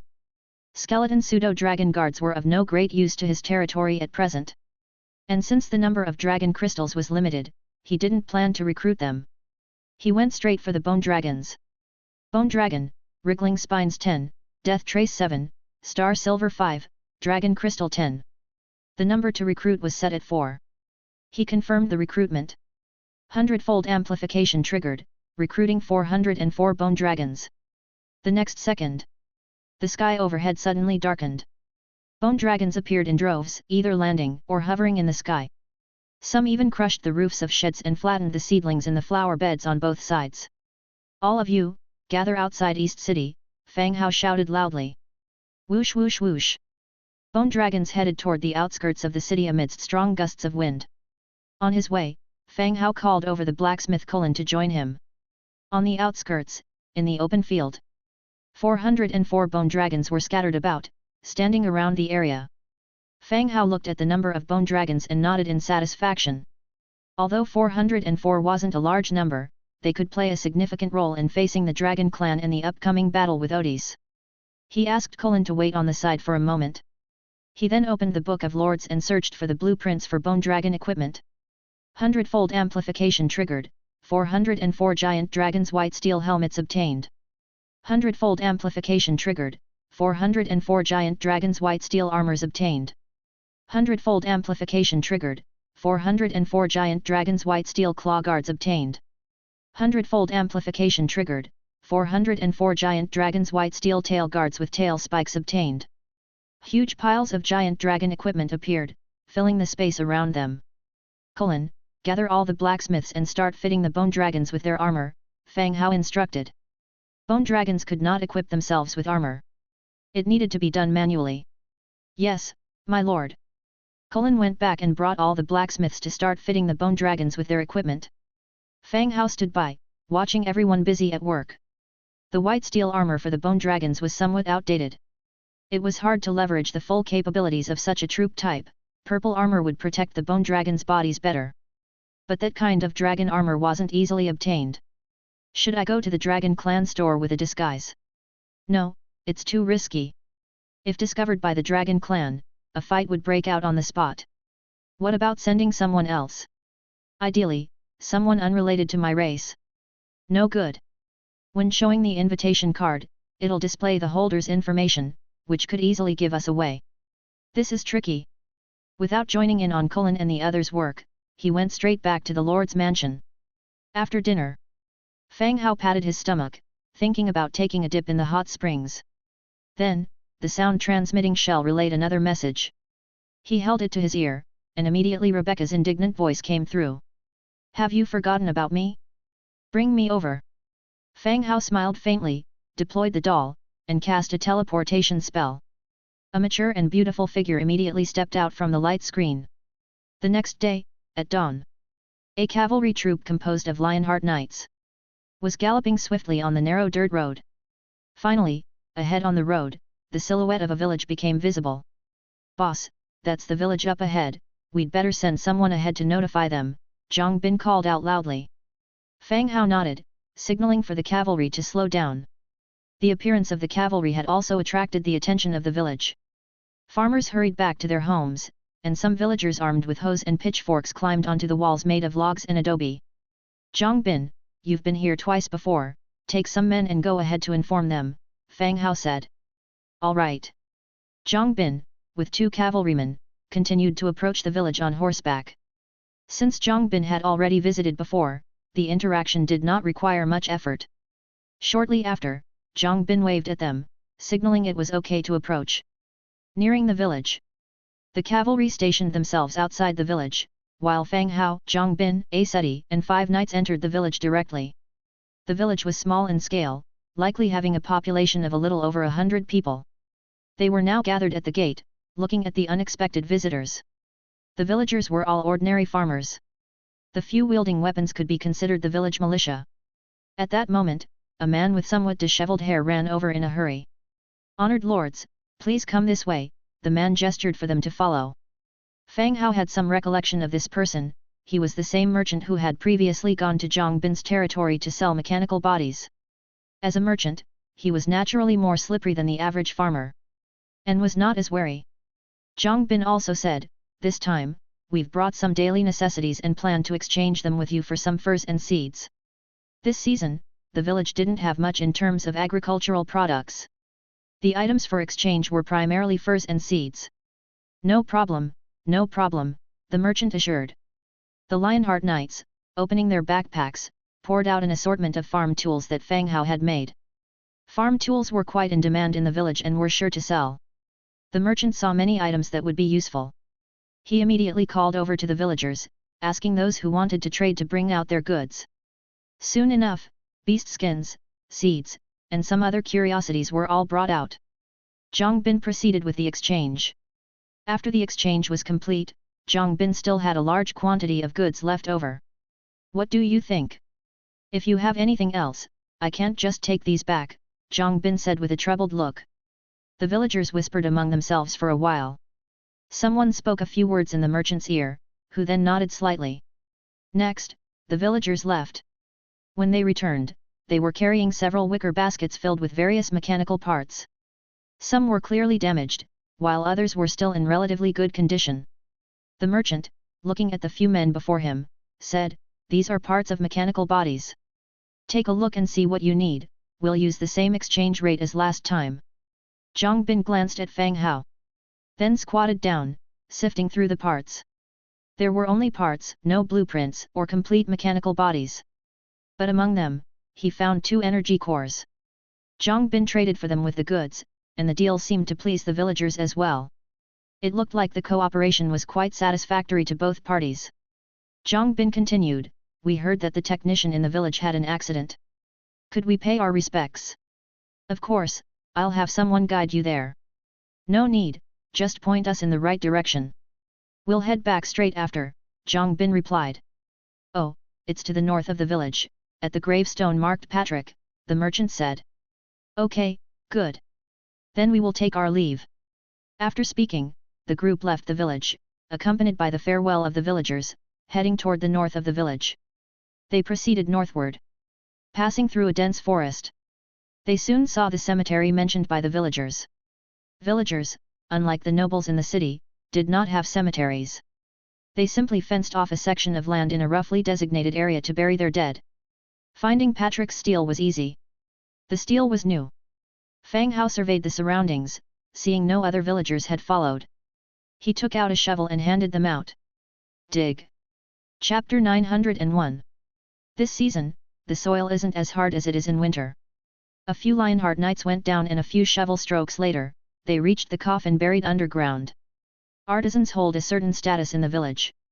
The coffin was simple, but sturdily made. "Open it." The coffin lid was pushed open, revealing the pieced-together corpse inside. Since the death was caused by an explosion, the corpse was clearly in segments, arranged into a human figure. From Fang Hao's perspective, the limbs were still relatively intact. If they had just carried the coffin out, it would probably have been a mess with just a slight jostle. "Check it out, see if the body is intact." A Lionheart Knight jumped down and pinched the clothes wrapped around the outside for a while. After checking around, he said, "My lord, it's fairly intact." "Good. Close the coffin lid." The lid was closed again, and Fang Hao immediately put it into his storage space. Afterward, the dug-up hole was filled back in, and they tried to make it look the same as before. After all, grave digging wasn't a glorious matter anywhere. Later, Zhang Bin might have to interact with this village, and being branded a grave robber would damage his reputation. Once everything was dealt with, Fang Hao and the others rode away again, returning to Zhang Bin's territory, and teleport back to the main city using magic. Back in the main city, Fang Hao immediately rushed to the skeleton conversion field. Whether he could transform a skeleton technician depended on this attempt. He walked straight to the front of the transformation pool and threw both the corpse and the coffin into the sandy pit. The sand in the pool started boiling, bit by bit swallowing the thrown-in corpse. The wooden coffin, however, lay still in its place, unchanged. The transformation time was 2 hours and 30 minutes. It wasn't a short time. Fang Hao glanced at the time, 11:30. He'd come back later. He returned to the Lord's mansion. Li Rong sent another message. The undead have been attacking for a day and a night, and under the onslaught, the Federation Army's defensive line has been forced to retreat. That was the undead's way of fighting. They don't know fatigue and can engage you in prolonged battles day and night. But humans can't, they need rest, need to eat and drink, to relieve themselves. The best method is to fight in shifts, but even that still gives the undead opportunities. The Federation was already at a disadvantage, and this made the disadvantage all the more apparent. They've been pushed back into the city? Fang Hao asked. Not yet, just that the front line has retreated, but they're holding on, replied Li Rong. Fang Hao nodded, thought for a moment, and continued, on my side, I've also made plans, aiming to take the opportunity to attack the Great Cemetery of Odis from Crescent Heights and take down this area in one fell swoop. That would be great, relying on the Federation, I'm afraid we won't win. But we can't attack rashly, otherwise we might end up fighting the Federation as well, since we're also undead, Fang Hao continued. Li Rong paused for a few seconds before she understood the implications. Oh, what should we do? Fang Hao continued, I will have Crescent Heights sign an alliance with the Human Federation to attack the Great Cemetery of Odis together, so that they too have an idea. Then sign it. Do you think those nobles will see the situation as clearly as us? If we approach them now, they would rather not agree, Fang Hao said. Then what do we do? I need you to find a way to leak some information to the Federation, to let them know the danger they are facing. What kind of false information? I'm a businessman, I don't lie, Li Rong said. Odis is launching an attack at this time because they are waiting for the Trade Alliance auction to end, to buy the item they need, and they will immediately use it in battle, directly crushing the Federation army and capturing Silver Wing City. Fang Hao sent the message and then added, just like that, you improvise a bit, the more serious, the better. There was silence on the other end for a while before Li Rong replied, is what you said about directly crushing the Federation army and capturing Silver Wing City true or false? Clearly, her tone was somewhat fearful. Fang Hao replied, I made it up, but an attack at this time could indicate they have some kind of trump card. Woo woo woo. I want to go home. Woo about nothing, I'll come fetch you if there's danger, and don't forget to make it sound severe. Got it. Last time Dong Jiayu struck the dwarves and took the lead, I'm risking my life gathering intelligence for you, so a leading role would only be fair, right? Don't worry, that leading role is yours, Fang Hao sent immediately. Li Rong was indeed in a dangerous position. She deserved a merit for this when it was over. Okay. Elsewhere. After ending the chat, Li Rong let out a deep breath. She had just been swapped out from the front lines, exhausted through and through, her energy spent in ceaseless spell casting. But she couldn't rest yet. She reopened the chat, found Cao Genzi's private conversation, and relayed what Fang Hao had told her, embellishing the story. She passed it on to this confidant, to relay it to Su Haid. Leaning back on the bed and thinking for a while. She then washed her face with cold water and said to the dark elf Morse beside her, let's go, Fang Hao has given us another task. Dark elf Morse didn't say much, stood up, and followed her out. After leaving the room, Li Rong headed for Water Mage Mapple's room. The mature mage, clad in silk, with her ample pale skin exposed, yawned and looked fatigued. Li Rong didn't beat around the bush and said directly, I've received some information that Odis plans to organize their army to use the Blood Clan's territory as a detour and attack Pruel City from the north. Chapter 902. The mature mage yawned broadly, his brow furrowing as a look of gravity appeared in his eyes. Where did you get the info? Li Rong answered, from the Transmigrator channel. We have a channel for transmigrators, where many people chat regularly. I just happened to see it, not sure if it's true or false. Mage Mapple frowned in thought, his expression growing uglier the more he pondered. If the undead were connected to the Blood Clan, and if the latter were used as a pathway, then it would truly be a direct assault on Pruel City. Has this message been passed on to President Grigor Ya? Mapple asked. Li Rong shook her head. I wasn't sure about its reliability, so I came to discuss it with you first. Maple immediately said, regardless of its truth, inform President Grigor Ya first. Oh, all right. Half an hour later. Silverwing City, Hall of Justice. Leader Dualty, Archbishop Milton, Chairman of the Mages Grigor Ya. The three of them were gathered once again. But each bore a look of deep concern on their face. Dualty spoke softly, my friends, is there new information? Odis.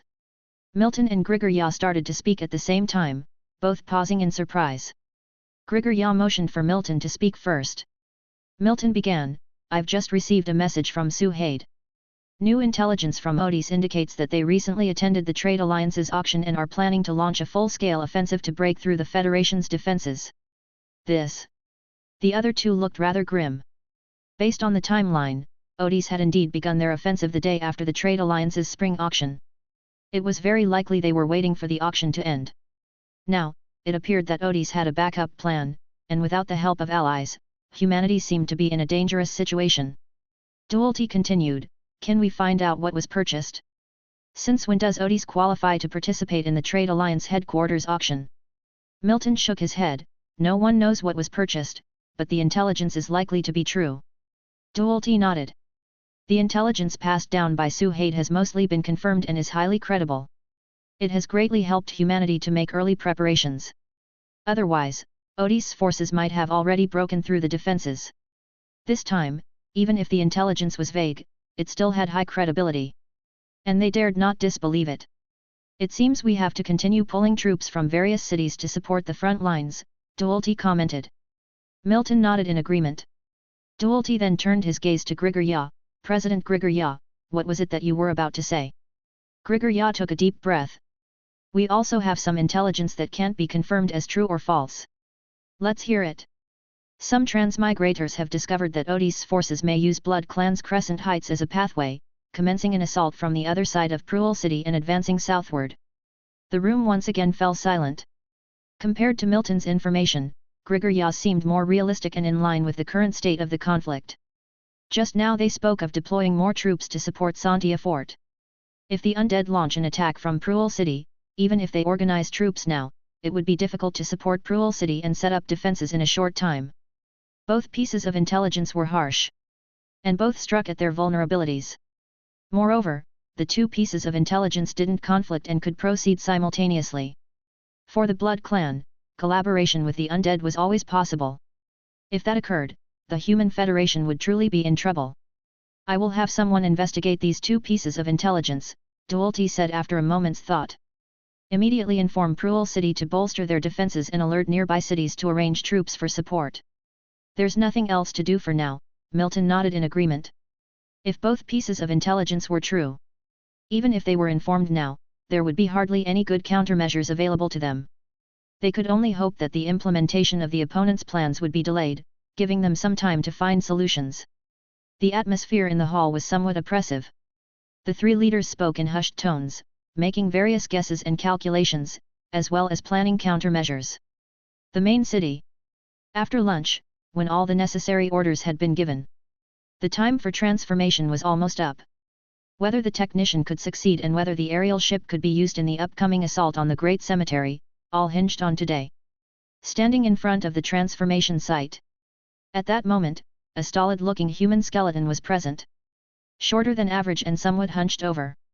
Seeing that there was no soul fire in the eye sockets, Fang Hao's heart tightened. To know, the skeleton technician he had encountered at the Trade Alliance headquarters previously did have soul fire.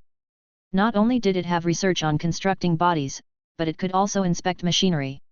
It possessed high intelligence and relevant skills.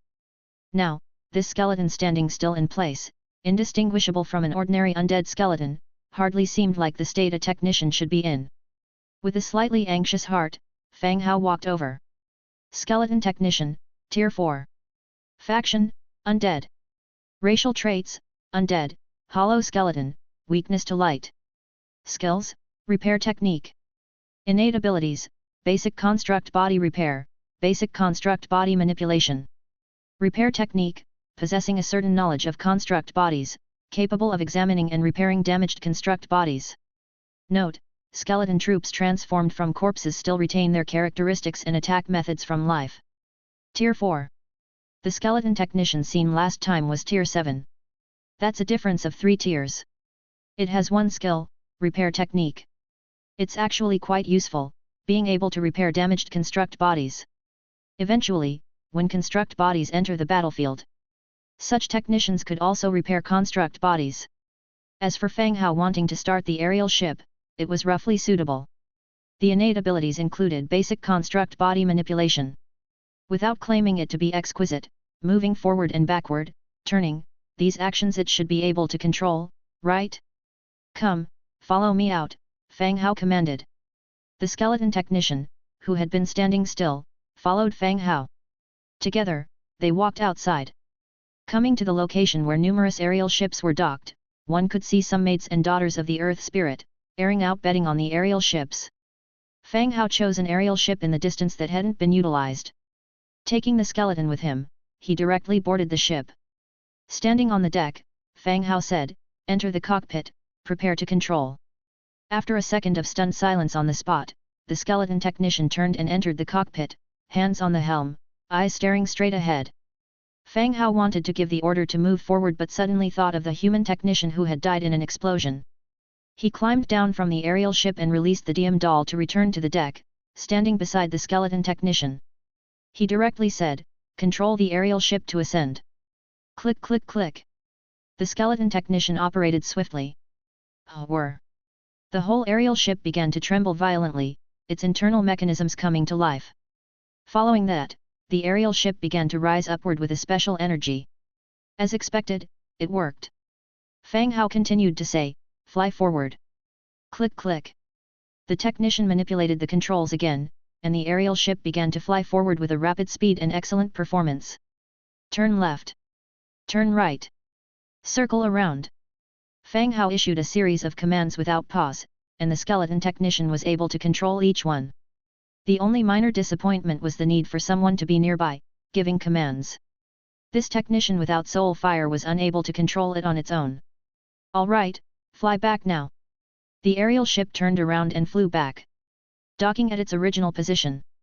The only issue was a somewhat unstable landing, with the entire vessel shaking. But overall, it was good enough. The DM doll descended from the air, and Fang Hao promptly took it back. He turned and headed back to the Lord's Manor. Recruiting a large number of technicians was not urgent for now. He would recruit them when it was time to head to Blood Castle. By the afternoon, transmigrators had begun to arrive sequentially.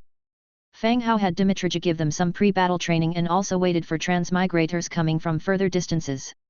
In the Lord's Hall, Fang Hao sat in his chair, with the goblin from the Trade Alliance Kukator by his side. With a smile, Kukator's sharp voice began, "Mr. Fang Hao, the Trade Alliance has conducted an investigation in the past 2 days, and has also negotiated with the Dragon Clan, but the situation is not very favorable." "Oh? What do you mean?" Fang Hao asked. "The Dragon Clan is searching for your information and the location of your domain through various ways." Chapter 903. After seeking out Rolina and Amanda to make a presence, the Trade Alliance headquarters also increased their attention on me. They knew that even though Fang Hao was a transmigrator, he had acquired a power that couldn't be taken lightly. This world respects the strong, especially the tough nuts to crack. In the passing days, no one from the Trade Alliance came to bother me. Tonight, they also arranged for the person in charge of Residence 032, Kukator, to come over and convey some news. When I heard the other party mention that the Dragon Clan was investigating me, I became interested as well. After the maid brought in tea and pastries, I went straight to the point and asked, "Is the Dragon Clan looking for me?" Kukator, with a wry smile, said, "You are aware, Mr. Fang Hao, that the Dragon Clan has always been tough and unreasonable. This time, when we arranged for personnel to investigate the battle incident, we were pressured by them. They demanded that the Trade Alliance provide your information and territory location. Sometimes rules of the Trade Alliance are made for the ordinary members. The likes of the Dragon Clan would abide by them on usual days, but once something happens, it's hard to really deal with them. Fight them, and you may not necessarily win. Impose sanctions, and if you push the Dragon Clan too hard, it'll be difficult to resolve in the end. Thus, at the beginning, the trade alliance intended to suppress Fang Hao to pacify the Dragon Clan. But it turned out that Fang Hao was also a hard nut to crack, and the trade alliance turned neutral once again.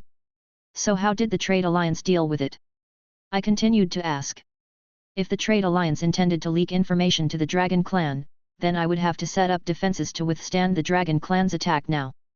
This point in time was really not a strong moment for me. Waging war against both Odis and the Dragon Clan at the same time would bring great pressure on me. And even involve a certain degree of danger.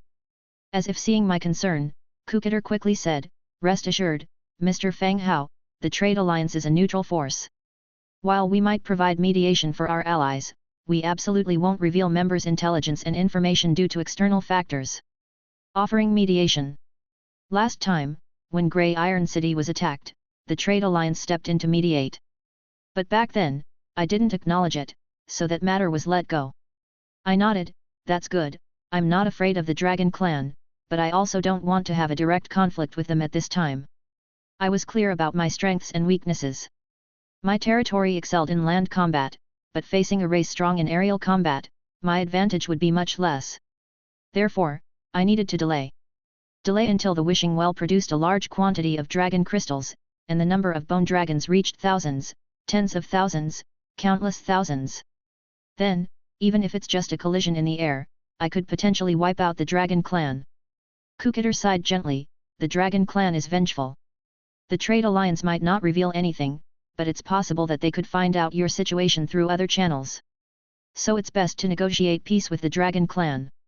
Even if Fang Hao wasn't weak, Kukater still didn't think he could match the Dragon Clan. Is there a possibility of negotiation? Perhaps it's worth a try, Kukater answered. I shook my head slightly. Such matters are hard to mediate, especially when the Dragon Clan thinks you are weaker than them. How has the Trade Alliance investigation of this matter been going? I continued to ask, not intending to linger on the topic of reconciliation. As far as we can tell now, it basically aligns with the account you gave. Once the results come out, responsibility will be assigned. You and the Dragon Clan will bear the cost of rebuilding the structures, as well as the Trade Alliance's fines. Will the Dragon Clan pay this money? I was curious. The Dragon Clan is acting quite tough right now. And they're still angry. Pay you money? But Kukater just smiled and said, they will pay. The Trade Alliance is not as weak as you think. While we might not be able to deal with the Dragon Clan through military force, as long as the Dragon Clan wants to sell goods through the Trade Alliance, they must pay reparations. Thinking about it that way, it seemed to make sense. Commerce is also a kind of warfare, and the Trade Alliance has become an indispensable part of development and the competition for resources. That's a reasonable point. Kukater continued, I primarily came here to discuss this matter, there's nothing else. I nodded, but something else had come to my mind. Leaning forward, I went straight to the point, Mr. Kukater, I wish to purchase the blueprints for an energy core construction. Do you know of any channels where I might acquire one? Kukater was startled, you want to buy the blueprints? Yes, is there any way to do so? I've been to many places recently but haven't seen any, I continued. Kukater stroked his beardless chin, those blueprints are only sold at the Trade Alliance's auction. You certainly won't see them on the open market. Your only choice is to wait for the next auction and try your luck. Is there really no other way? I sighed. This airship is proving to be quite the challenge. Now that I have the technicians, the energy core has become a new problem. Kukater thought for a moment and then said, it's not that there's no way. Don't you just need an energy core? The Trade Alliance's local branches sell these cores in bulk to various technicians. I can arrange for you to be included on this list, and then you'll be able to purchase a set number of cores every month. My eyes lit up, this could be a solution to the current predicament. Once I get hold of the energy cores and have the blueprints to produce them myself, I can stop buying them later. That could work. How much do these cores cost? Chapter 904. It's not expensive, 220 warfire coins each. Such consumables are generally not too pricey, Kukater said. The energy core could be likened to a battery. Being consumables sold in bulk determined their price wouldn't be outrageous. However, 220 wasn't exactly low either, the price had reached that of blue equipment. For someone like Fang Hao who sold equipment in large batches, 220 was still acceptable. But from the perspective of the natives who had to hand forge their equipment, 220 was definitely not considered cheap. How many can I buy at once? Fang Hao continued to ask. Cricketer replied, I need to report it and wait for the trade alliance's approval, especially since your issue with the Dragon Clan hasn't been resolved yet. How about this, I can spare 10 for you to buy first. Okay, then I'll have Djin come over and purchase them from you shortly. Certainly. After discussing business, the two of them chatted about Fang Hao's commercial plans. When the sky began to darken, Fang Hao gifted 2 opulent gold-inlaid vases, and Cricketer left in high spirits. Djin also followed to purchase the energy cores. Late at night. Silverwing City. The leader of the Hall of Justice, Doherty, tiptoed back to his bedroom. At this hour, he didn't want to risk disturbing his wife's sweet dreams and face her complaints. However, as he approached the bedside, he saw Olivia sitting there, her gaze fixed on the approaching Doherty. Her sheer dress partly concealed her proud, voluptuous figure. Partially hidden yet undeniable, her allure was unobstructed by the faint evening light. You remembered to come back, huh? If I hadn't known you were with the Archbishop, I'd have led a team to catch you in the act, Olivia said with some displeasure. Clearly, she harbored some grievances towards her husband, who had been rarely home these past few days. Doherty gave an awkward smile and immediately stepped forward to embrace his wife. The border conflict has been intense lately, and I've been quite overwhelmed. He and his wife were closely affectionate, and since Olivia also came from a prominent family, even if he was reluctant to talk, he would still explain things to her. The battle keeps you from coming home? Olivia still pressed. No, not at all, Doherty replied, hugging her closer. Why are you still awake at this late hour? How can I sleep with the bed this cold? Olivia coldly retorted. Doherty immediately understood the implication. Without another word, he disrobed and pressed his wife onto the bed, starting to make up his assignments. Olivia blocked his neck with her arms, her body swaying. Between breaths, she softly asked, What's happening at the front? You really shouldn't risk it there. Despite knowing her husband was a leader, she was unwilling to have him at the front lines. Ah! New intelligence has come in. The undead still have moves to make, and now Silverwing City isn't safe either, Doherty answered. What happened? Isn't it just at the border? How is Silverwing City now in danger? Doherty continued, intelligence suggests that Odie's plans to take a detour from the Blood Clan territory and attack from the north. If we can't redeploy forces in time, Silverwing City might be at risk. How is that possible? The intelligence isn't clear. Don't mention it outside, and have your family avoid leaving the city for a while in case there is real danger, Doherty advised. Oh, okay. The couple fell silent, their earlier passion replaced by worry. They continued mechanically with the movements they hadn't finished. After a while in silence, Olivia spoke again, Isn't Rebecca in great danger then? Don't worry about that. I've already notified LYSS City to strengthen its defense and am sending troops to support Pruel City, Doherty continued. Just as Olivia was about to speak, a faint knocking sound came from outside the door. Lord, someone from the church has arrived, please come over, the voice outside said. This. The sudden interruption froze their expressions. Regrettably, Doherty could only offer an apologetic smile, quelch his spear, and start hastily dressing. After quietly consoling his wife a few times, he left directly, leaving the unstudied beauty on the bed, staring at the ceiling. After some thought, she ultimately sat up, retrieved the sound-transmitting shell from a nearby cabinet, placed it to her mouth, and spoke, Rebecca, there's danger on your side. Bring your young husband over here. Hall of Councils. Archbishop Milton had already been anxiously waiting. Seeing Doherty approaching, he hurriedly said, Suhaid has new information again. The undead have already started negotiating with the Blood Clan. It's likely that their cooperation cannot be stopped. How could this happen? The next day, inside the main city, a good number of transmigrators had already gathered. They were city lords affiliated with Zhongbin, Dongjiayu, and others, all members within their territories. When these people arrived here, each one of them was almost jaw-droppingly surprised. Boss's territory has so many undead? Hey? This place is gathering yin energy, the evil aura is heavy. What heavy? Becoming an undead and living forever isn't so bad either. Not just undead, you guys weren't here yesterday. An orange lizardman hero trained us, and his armor was so impressive. I also saw an orange undead hero holding a scepter, quite scary. Boss's strength is unfathomably deep. Inside the Lord's mansion, Fang Hao sat at the head, with a few heroes, and Dong Jiayu sitting below.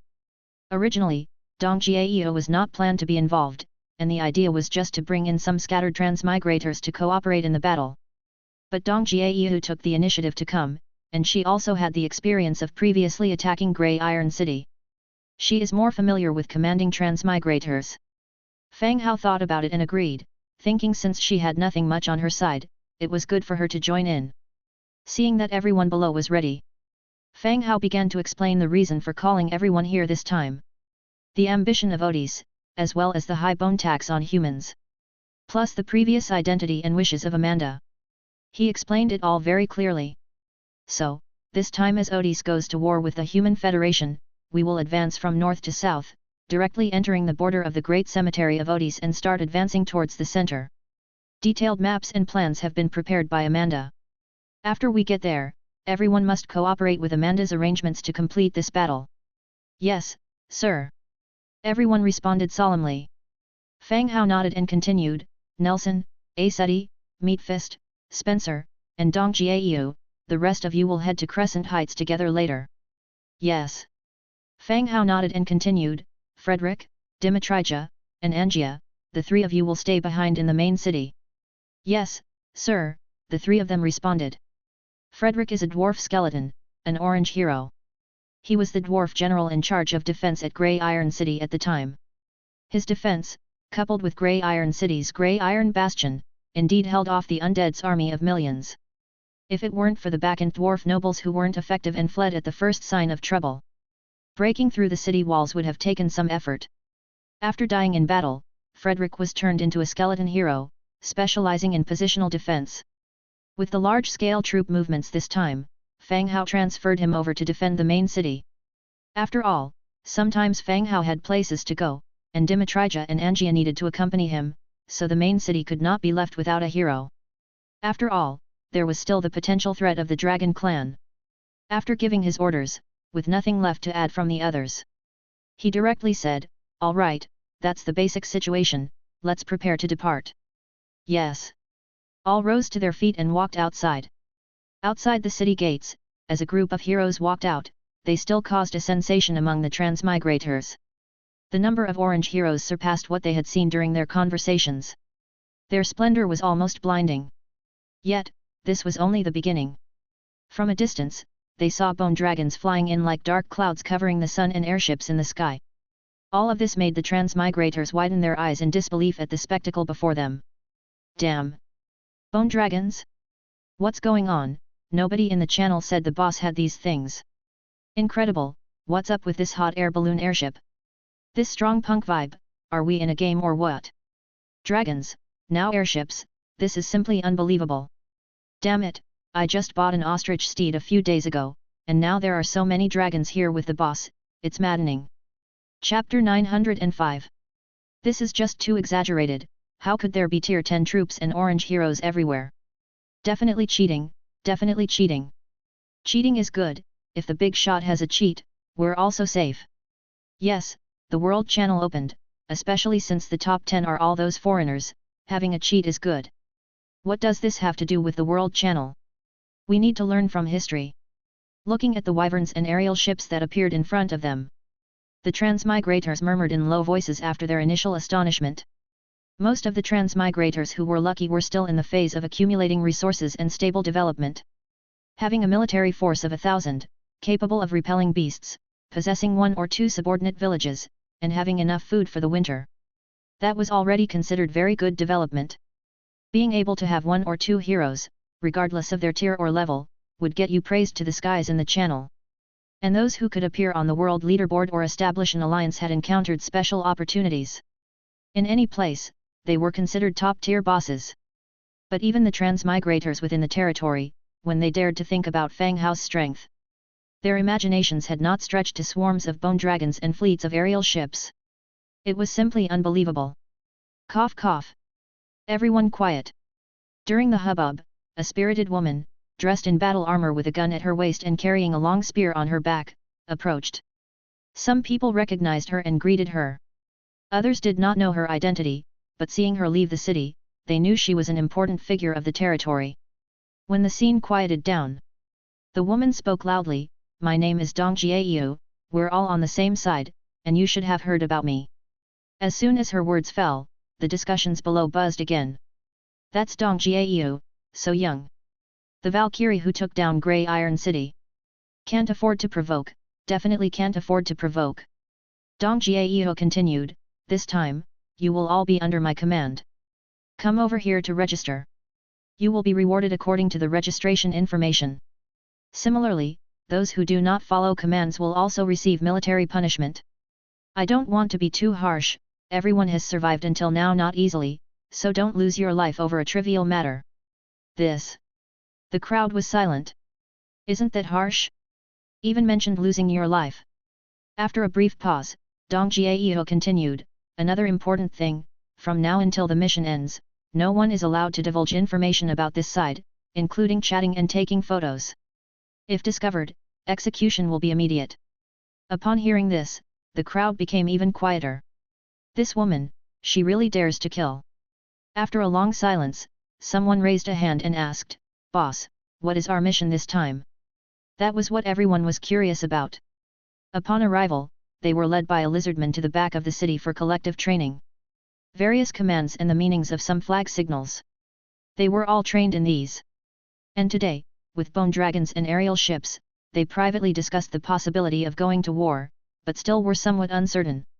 After all, they had just ended a war with the dwarfs, going to war again seemed a bit too frequent. Dong Jiayu glanced at the person, and spoke loudly, "This time, our mission is to help a queen recover lost territory. Of course, we won't need to be on the battlefield, we will be responsible for logistics." "A queen? Recovering lost land?" The crowd, within a single sentence, picked out the keywords. "A special scenario mission. A queen, hey. Wonder if she's good looking. I'm very healthy, and for the development of the territory, I can sacrifice myself, even consider a marriage alliance. Forget about it, let me do it." Dong Jiayu began registering the transmigrators. Life, age, and location of the territory and such. Once everything was nearly ready, the hero Spencer, in the distance, waved his hand, signaling that the transmigrators could mount the bone dragons. Dong Jiayu nodded, speaking loudly, "All right, everyone onto the bone dragons, prepare to take off." Holy shit! Riding these bone dragons? The crowd was stunned again. Although riding a dragon was everyone's dream, when it was actually before their eyes, each one couldn't help but swallow their saliva. "There won't be any danger, will there? Get on, quickly, what are you big guys afraid of?" Dong Jiayu urged softly, herding them onto the bone dragons. Once everything was ready, the leading bone dragon soared into the sky. The other bone dragons followed, one after another, rushing into the sky. Leaving behind phrases like, "Oh shit, ah, help," and the like. They disappeared from sight. And the aerial ships followed closely behind, flying toward the direction of Crescent Heights. Standing on the city wall, watching the departing aerial ships. The aerial ship, as a vehicle, was not very agile in its own right. Mounting cannons on the aerial ships was also influenced by a game once called Red Alert. The Kirov airship. Able to drop bombs downwards, it was a powerful aerial ship. Unlike the world view of Red Alert, this world had a large number of flying troop types, which posed a threat to the less agile aerial ships. Whether it would achieve the desired effect on the battlefield still needed to be verified on the spot. If not effective, then the aerial ships could only be used for transportation. As the last aerial ship disappeared, he finally walked down from the city wall. Just stepped down the stairs, heading straight back to the Lord's mansion. The 3 rewards he received from being top of the 3 lists last time. 2 had already been used. There was still 1 left. Chapter 906. Spectacular Architecture Blueprint Sanctum of the Holy Spirit. A blueprint that can only be used for castles reaching level 15. Returning to the Lord's mansion, Fang Hao immediately checked the building attributes. Level 12 Lord's Stone Castle. Materials required for upgrade: sturdy wood 40,000, stone bricks 32,000, fine stone bricks 8,800, marble flooring 2,000, iron 3,500, cast iron 2,000, metal parts 2,200, tiles 5,000. After increasing the number of laborers mining resources, the accumulation of materials also saw a rapid improvement. The materials for the upgrade were sufficient. Calling out all the maids within the building, he chose to upgrade directly. Light enveloped the building, beginning to expand the Lord's mansion. The upgrade time had reached 5 hours. Unable to enter the Lord's mansion, Fang Hao began to stroll around the city. The Blackstone training field was still bustling with activity, some maids were in training, while Earth Spirit daughters were lifting iron nearby. As the weather warmed, the maids were wearing less and less. Every punch and kick stirred up a surge. Fang Hao glanced over then continued towards the industrial district of the undead. Entering the industrial district. From afar, he could smell the scent of rubber. The skeleton tanners were boiling adhesive, and some were processing leather. In addition to the urgently needed Swift Eagle leather in the territory, the tanners were also taking on the production of leather armor and gear, such as the leather aprons used by craftsmen, and the leather boots that were being mass-produced. The cold weather shoes previously worn in the territory were made by tailors, mainly using straw cloth, linen, and cotton fabric as materials. Now that the tanners had joined, Fang Hao had them start working on leather boots and leather jackets. The leather overcoat didn't fit the season, but leather boots compared to fabric shoes were still much more durable and wear-resistant. After that, Fang Hao looked over the skeleton tailors, skeleton goldsmiths, and a host of other craftsmen. It must be said that the undead were much more disciplined than the living creatures. The lack of desire made them less interested in anything, leaving them to spend their time on work. After chatting with a few skeleton commanders for a while, he felt it was about time to return back to the Lord's mansion. By then, the building had completed its upgrade. It had reached level 13 Lord's Stone Castle. Level 13 Lord's Stone Castle. Belonging Lord, Fang Hao. Abilities, Production/Gathering plus 6.5%, Troop Movement plus 6.5%, All Attributes plus 7.5%. Existing buildings, Level 12 Underground Cemetery, Level 12 Stables. Appointable positions, Bronze Bowl City Talok, Frostwind City Skull Crusher, Northern Town Blackthorn, Pruel Tavak, Blood Castle Rolina and Tobias, Webweaver Camp Dominica, Unnamed Zhongbin, Unnamed Fulei, Unnamed Dongjiayu, Unnamed Kongyang. Note, Core Building of the Territory. Materials required for upgrade, Sturdy Wood 50,000, Stone Bricks 38,000, Fine Stone Bricks 9,500, Marble Flooring 3,000, Iron 4,000, Cast Iron 3,000, Metal Parts 3,200, Tiles 7,000. After level 13, the area of the Lord's Mansion expanded. The abilities provided also increased by 0.5. Fang Hao turned and headed to the city wall. He upgraded the city wall and several defense towers to level 13. The other buildings could be upgraded slowly or not at all.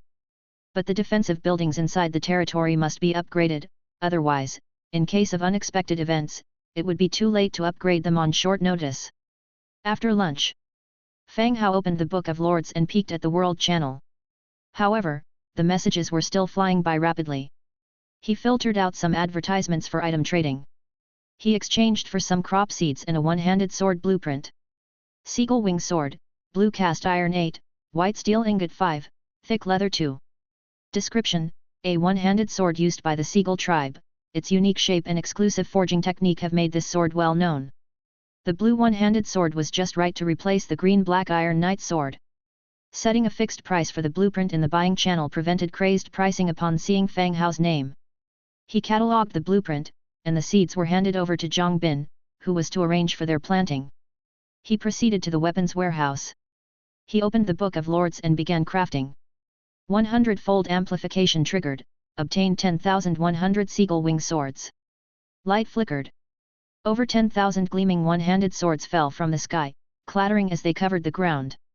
The jarring noise attracted nearby skeleton merchants, and patrolling skeleton guards in the distance also came with their swords to check the situation. Seeing that it was Fang Hao crafting weapons, they dispersed to attend to their own tasks. Fang Hao picked up a sword to examine it. Seagull wing sword, blue. Category: one-handed sword. Damage: level 4 damage. Effect: speed plus 5%. Description: a one-handed sword used by the Seagull tribe, with a unique design and exclusive forging technique, has made this sword famously well known. The one-handed sword's design looked very attractive. The blade had wavy patterns, and the guard resembled feathers. The sword's name, Wing Sword, must have come from the shape of the guard. In terms of effects, a 5% speed increase is actually quite good for a weapon. And as described, it involves the exclusive forging techniques of the Seagull tribe. But once a transmigrator gets the blueprint, it's not so exclusive anymore. He opened the Book of Lords and searched for this weapon. There was only one shop selling it, and it was the same transmigrator who was selling the blueprints. Seagull Wing Sword, Blue, exchange conditions 50 iron/15 fine iron/8 units of rare resources. Hey, that's selling at quite a steep price. 50 iron, or 15 fine iron, plus rare resources. But it's understandable, blue quality equipment isn't common in the market.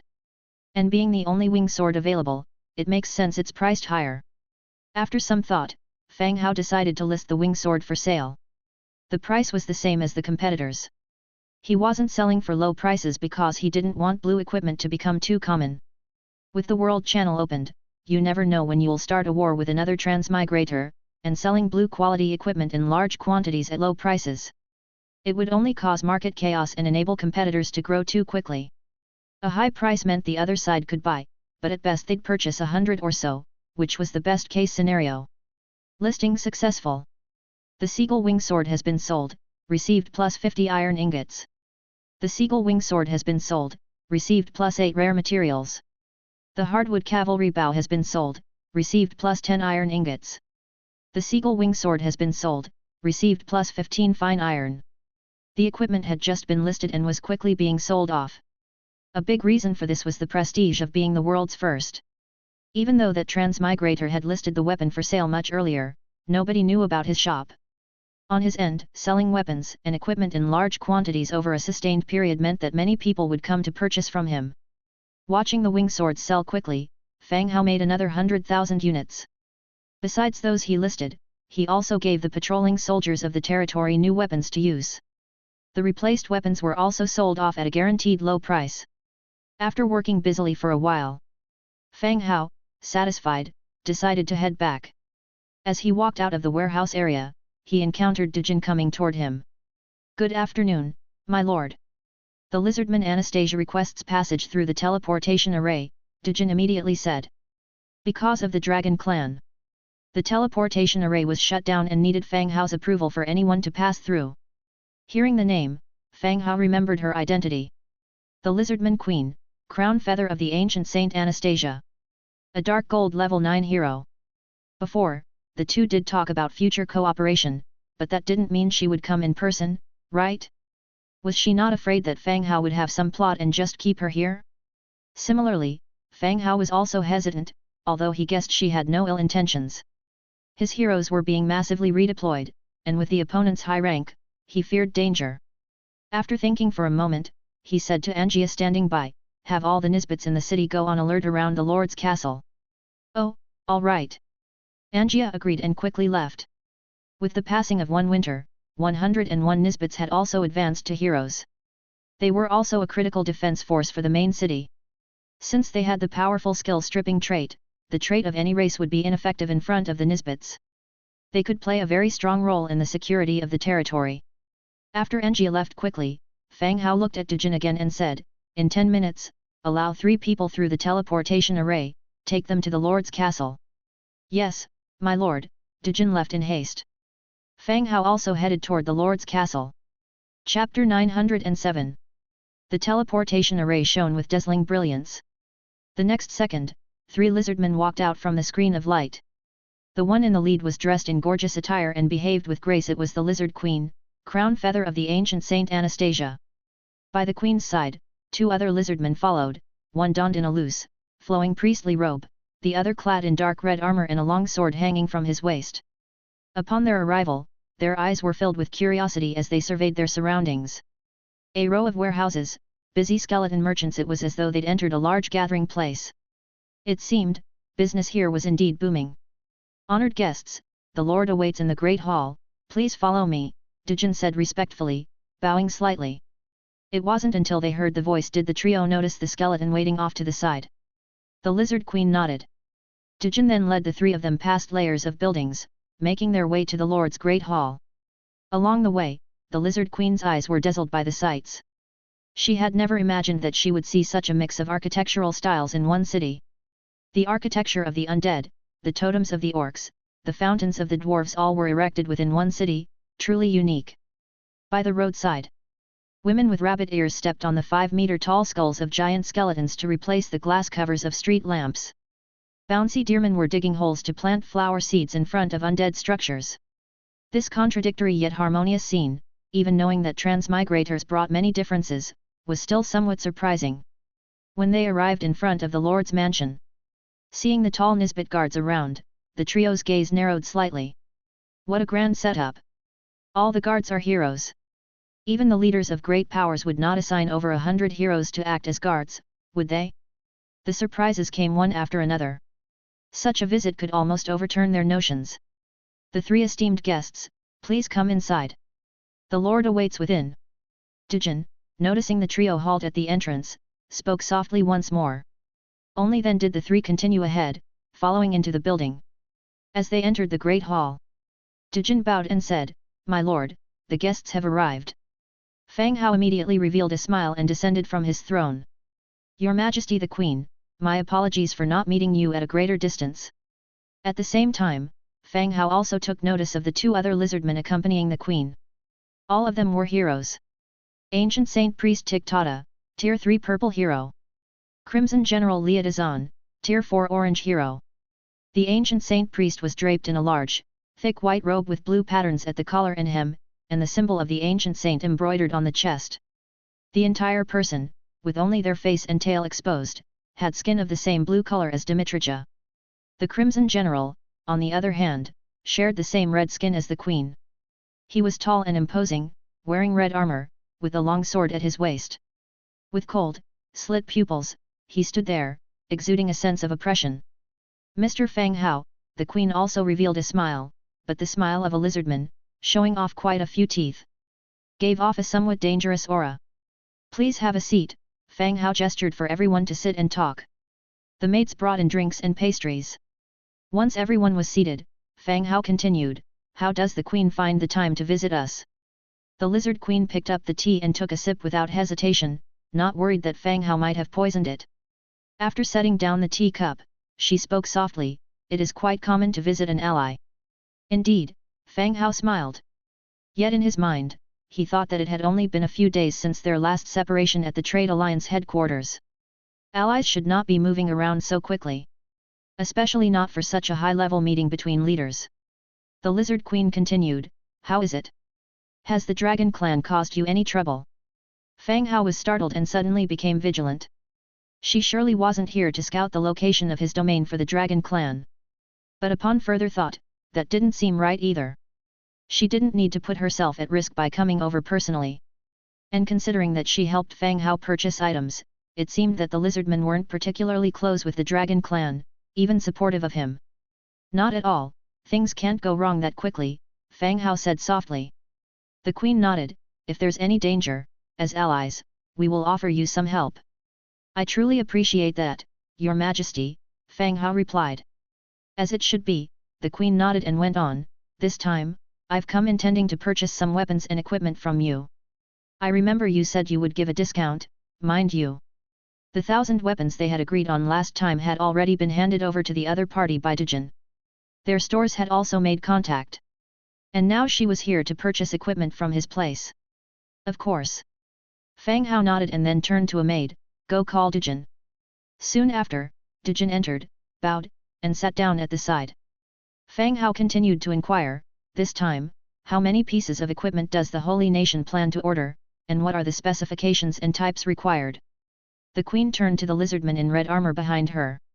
He promptly said, "We plan to order a large quantity, around 100,000 weapons. Of course, whether the deal goes through will depend on the quality and the price." Fang Hao frowned slightly. That was not a small number. Was it for a complete army re-equipment, or simply replacing old gear? "What a wealthy lady! What quality do you require?" Fang Hao asked, maintaining his composure. "Blue quality or better," said the Crimson General. Blue quality was no problem for him, as he had plenty of blue quality equipment. Weapon-wise, the same Mountain King Orcish cleavers as last time? Fang Hao asked further. Chapter 908. No, we need spears, single-handed swords and single-handed knives, and military crossbows, the Red General continued. Fang Hao nodded, that's not a problem, we have them in stock in our warehouse. Shall I take you to have a look? Sure, the Queen spoke. Fang Hao smiled, got up, and was accompanied by Dmitrija and Angia. They walked together towards the direction of the warehouse. Upon arriving at the warehouse, Fang Hao had people bring out the military war spear Seagull Wing Sword Mountain King Orc Battle Knife Misfortune Strike. Misfortune Strike was a blue-quality military crossbow. It was obtained when he killed Yu Tianpeng and devoured the Book of Lords blueprint. Now, all the archers under Fang Hao had switched to bolt-action rifles, so this heavy crossbow was used less often. Take a look, how are these? They are all very popular weapons in my shop, Fang Hao introduced. The Red General picked up the military war spear for inspection and nodded slightly. Then he examined the single-handed sword, the single-handed knife, and tested the military crossbow. From his reactions, he seemed quite satisfied. Fang Hao was confident about the quality of the weapon. Weapons made by transmigrators were of a uniform standard. Unlike those crafted by native blacksmiths, the quality could fluctuate. Fang Hao then recommended his house's armor, but the Red General didn't seem too interested. Lizardmen were naturally endowed with the scale armor trait, making armor less of an urgent need. He only gave them a brief look before returning to inspect the weapons. As Fang Hao was presenting, he suddenly noticed that the Lizardman Queen and the Lizardman Priest were eagerly talking to Dmitrija on both sides, as if they were long-lost relatives and friends. At that moment, he understood. Coming to buy equipment was genuine, but bringing the ancient priest personally was an opportunity to poach from his side. They were still not giving up on Dmitrija and planned to recruit him to the Lizardman's side. Fang Hao did not intervene. The 100 points of loyalty ensured that Dmitrija would not betray him. Moreover, since they shared the same beliefs, it was also a way to foster friendly relations with the Lizardman. After the introduction went on for a while, the Red General had seen enough. He then returned to the Queen's side and said in a soft voice, "Your Majesty, the inspection is complete, there's no problem with the quality of these weapons." The Lizardman Queen nodded, her gaze turning to Fang Hao. "When can they be delivered?" Fang Hao responded, "Before tonight." The Queen nodded, "Then let's place the order here, and don't forget to give us a discount on the price." "Of course. Then after we return, we will place the order through the trade alliance." "Before tonight, please deliver the goods," the Queen said. "No problem, we will deliver the goods as soon as we receive the order," Fang Hao assured confidently. "Then we'll head back now." "All right, next time you need anything, just contact me directly, there's no need for you to come in person," Fang Hao led them towards the teleportation array. The Queen didn't state her position but simply followed forward. When they arrived at the teleportation array, they said goodbye once more and disappeared into the light screen. Having left Fang Hao's territory, the three lizardmen, via the Trade Alliance teleportation array, returned to their own domain. Marshes and jungles surrounded countless temples. In this damp and complex environment, it's a dead end for most races. But it's the most suitable place for the lizardmen. Numerous lizardmen live here, meditating in front of temples, dedicating their lives to the will of the ancient saint. At the center of the jungle stands a massive ancient city. The city walls are engraved with intricate spell inscriptions. Overhead, flags of various colors hang and flutter in the wind. The teleportation light screen brightened. The three from the Queen's party appeared. Attendant maids and guards, who had been waiting, swarmed to enclose the Queen among them. The Triceratops bearing the throne bowed down slightly, and the Queen stepped on the raised dragon scales and mounted its back. She settled into the soft, blue velvet throne. Once the Queen was secure, the Triceratops rose and walked towards the palace.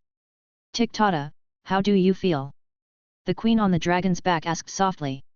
Priest Tiktata, sitting on a slightly smaller giant lizard, spoke, "Is your Majesty asking about the human or about the son of the ancient saint?"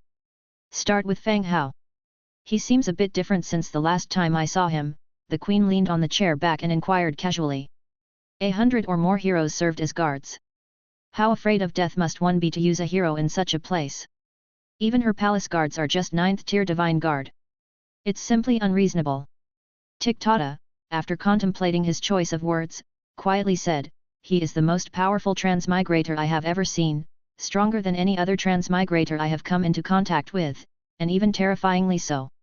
The lizardmen are also cultivating transmigrators, even allowing transmigrators to switch allegiances to the lizardmen. But compared to Fang Hao, the gap between them is just too large. Fang Hao is someone who can sit down with the queen and negotiate as an equal. The transmigrator that they support still needs the help of the lizardmen to clear out wild beasts. Anything else? The queen continued to inquire.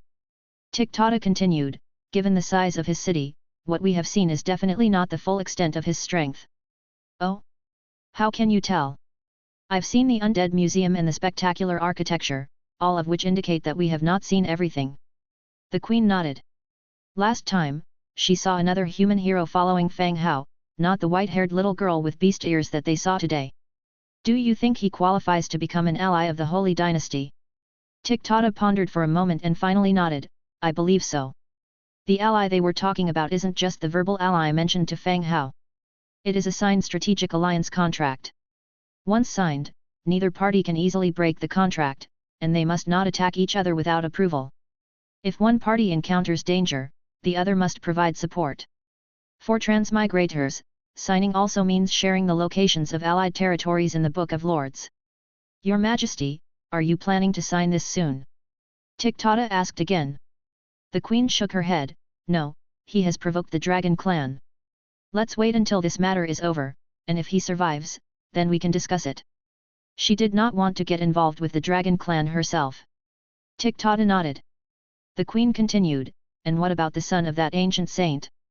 Very powerful. I can sense his steadfast faith and the pure ancient saint power within him, said Tiktata.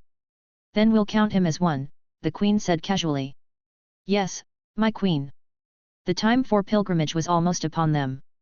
The queen needed a powerful husband of pure bloodline.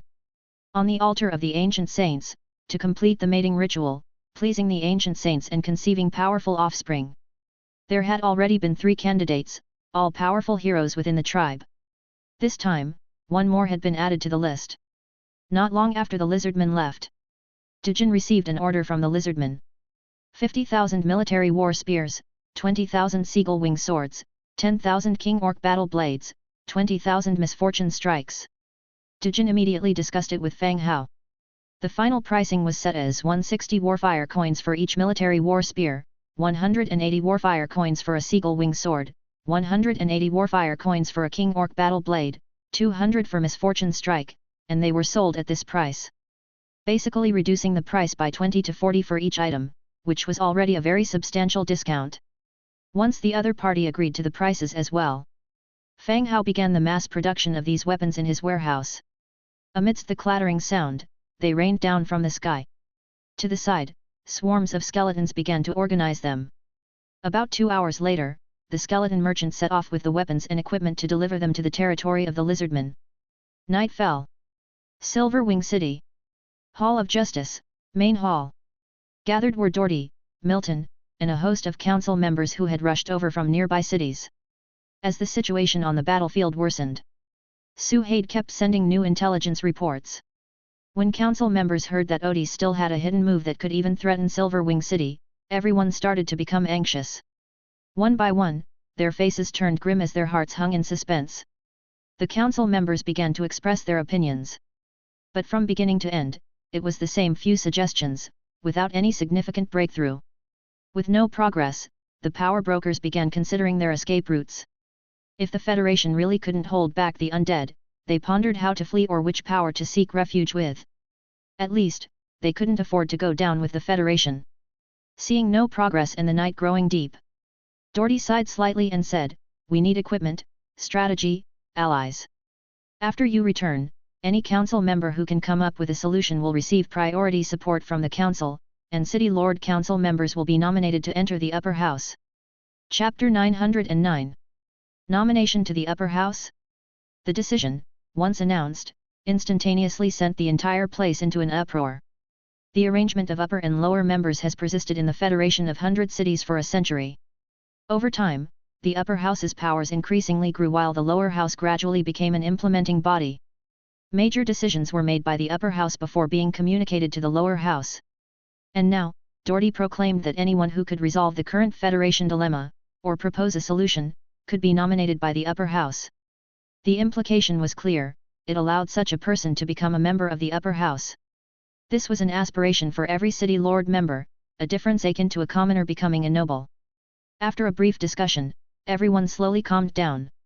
The Hall of Justice and the Church, holding all power within the Federation, were unable to resolve it. So where could others possibly find the capability? It was simply a reluctant acceptance of a stroke of luck. After Doherty finished speaking, he continued, "All right, go back and rest everyone. If you have any strategies for resolution, inform me at any time." The council members rose and left the council hall. Today's meeting information and contents were then conveyed back to their respective cities through various methods after the conclusion. All city lords, because of the nomination to the upper house, were both surprised and yearning. And many more of the powerful began to transfer their wealth and contact connections after returning. They clearly held no hope for the Federation to pull through. They sought fallback plans through various means. The next day, the grand opening of the Fairy Dream Tower, the number 032 Trade Alliance outlet, went ahead as planned. Cosmetics on the first floor, dresses and hanfu on the second, various jewelry on the third. Although Li Rong did not attend, she still remotely directed her subordinates to organize the work. Clerks in the store demonstrated and explained to the natives. At the entrance, rabbit and fox ladies sang and danced, drawing the attention of many. Fang Hao didn't pay much attention. But other transmigrators had already gathered around in several layers. As transmigrators developed, trade alliance shops had become widespread. They also turned into an important meet-up spot for transmigrators. This led the station from a commercial platform to suddenly transform into a tourist area. Inns and taverns did booming business. Several businesses that had been doing poorly started remodeling, turning directly into inns. The name Fairy Dream Tower and the hanfu on the second floor. Each one was familiar to the people and gave a sense of intimacy. Spectators took a few photos and sent them out. A large number of transmigrators came in to watch performances or to look around the shops. The entire area's channel, even on the World Channel, was discussing the Fairy Dream Tower, with continuous image sharing. Elsewhere, Blood Castle. Fang Hao and Dimitrija appeared from the screen. The Great Hall was silent, not a soul in sight. But outside the castle, there was an abnormal clamor. Stepping out of Blood Castle, they saw Amanda and Rolina, not far off, quietly chatting about something. The two also noticed Fang Hao approaching. "How's it going?" Fang Hao asked. Amanda replied, "No problems, just waiting to sign the treaty with the Federation." Wait a bit more. Those at the Federation have been calling meetings these past few days, it's not quite their most desperate time yet, Fang Hao said. Amanda nodded in understanding. Rolina also asked, "The people you are transferring here, when will they arrive?" "They should be on their way, they'll probably arrive by the afternoon." Crescent Heights were a considerable distance from Pruel City. Even more so from Fang Hao's main city. Even by riding a bone dragon, it took about a day and a night to travel the distance. Fang Hao asked Rolina, "Find an empty city nearby. I want to convert it into an undead city." Rolina's big eyes glanced at him before saying, "There is one, let's go, I'll take you there." The group mounted their horses and headed out of the city. This was a castle of the Twilight Reveler. Though not large, it also qualified as a small city. Fang Hao opened the Book of Lords to check, and the buildings in front of him were ready to convert. "Do you wish to convert the original castle Banquet Castle?" "Yes." "Please select a faction for the city conversion: Human Camp, Undead Camp. Undead Camp." A flash of light enveloped the whole city. Conversion complete. Countdown to the next conversion of Banquet Castle, 29 days, 59 hours. The ability to convert had a cooldown, meaning that this city could not be switched again within a month. The light dissipated. The attributes of Banquet Castle, previously an 8th level Blood Clan affiliated castle, were now those of an 8th level Undead affiliated castle. Fang Hao went to an open space and began constructing a skeleton transformation field, burial grounds, archery range, Undead Mage Tower, Bound Spirit Tower, and other various military buildings in succession. The entire city was shrouded in beams of light. Structures formed slowly within these illuminations. Fang Hao asked, "Check what troops you need, so I can recruit them for you." Amanda replied, "We require 50,000 Bound Spirit Guardians, and 10,000 engineers to control the machinery. The rest of the recruitment isn't urgent. The original forces of Blood Castle amounted to around 2 million. And what Amanda needed were specialized functional troops. Bound spirit guardians, possessing souls, served the role of messengers within the army. Otherwise, commands could hardly reach the sheer number of common skeletons. And using a large number of living creature troops would slow down the army's progress. Chapter 910. Good. Once construction was complete, Fang Hao immediately began recruiting. Hundredfold Amplification triggered, 50,500 bound spirit guardians recruited. Hundredfold Amplification triggered, 10,100 skeleton engineers recruited. This dwarf engineer was indeed an 8th-tier soldier. The grey iron stone used for recruitment was also a substantial amount. With the massive number of troops appearing, Fang Hao continued to produce equipment for them, led by Amanda. After recruitment, with Amanda's needs in mind, Fang Hao returned to the troop construction site. He recruited based on his own ideas. Hundredfold Amplification triggered, 1,212 skeleton technicians recruited. Another 1,000, these looking significantly more frail skeletons appeared. They stood there, dazed. "My lord, what is this?" Amanda was somewhat confused. "These are technicians, you'll understand in a moment," Fang Hao stated directly. Then, he left the city, to a vast open space. He opened the Book of Lords and found the blueprint for the aerial ship. Adjusted the quantity to 12 and chose to create. Hundredfold Amplification triggered, 1,212 wild rabbit small aerial ships obtained. Whoosh, whoosh, whoosh. The 1,000+ aerial ships falling from the sky were quite an imposing sight. Amanda and Rolina both showed varying degrees of surprise. As the aerial ships appeared, Fang Hao continued to order, "Technicians, 1 ship each, board the aerial ships." The previously dazed skeleton technicians started to move. They boarded the aerial ships and voluntarily entered the control room. At this point, Amanda and another understood Fang Hao's idea. But Fang Hao still explained, "I only acquired the technicians 2 days ago. I plan to mount cannons on the aerial ships to participate in this war." Amanda considered for a moment, "It's a good idea." Fang Hao nodded, and began to massively produce cannons and organ guns. He recruited a large number of skeleton blacksmiths to mount these cannons on the aerial ships. Besides Blood Castle, the newly converted city of Undead also became abnormally busy. They stayed busy until nightfall. Only then did they use teleportation to return to the main city to rest. Another day passed. After a careful discussion, Rebecca, as the city lord of Lyss City, directly contacted Silverwing City. After briefly outlining the situation at the northern border, she straightforwardly stated that she had made contact with Rolina, master of Blood Castle, and Crescent Heights. Through several days of negotiations and promises, she gained their trust. Not only did she get the Blood Clan to reject Odysse's partnership, but she also convinced them to support the Human Federation. This news, once relayed to Silverwing City, caused quite a stir. Rebecca, being away, saw many in the council intending to pull her down from her position as city lord. Unexpectedly, when the entire Federation was at a loss, she, a woman, became a turning point for the Federation.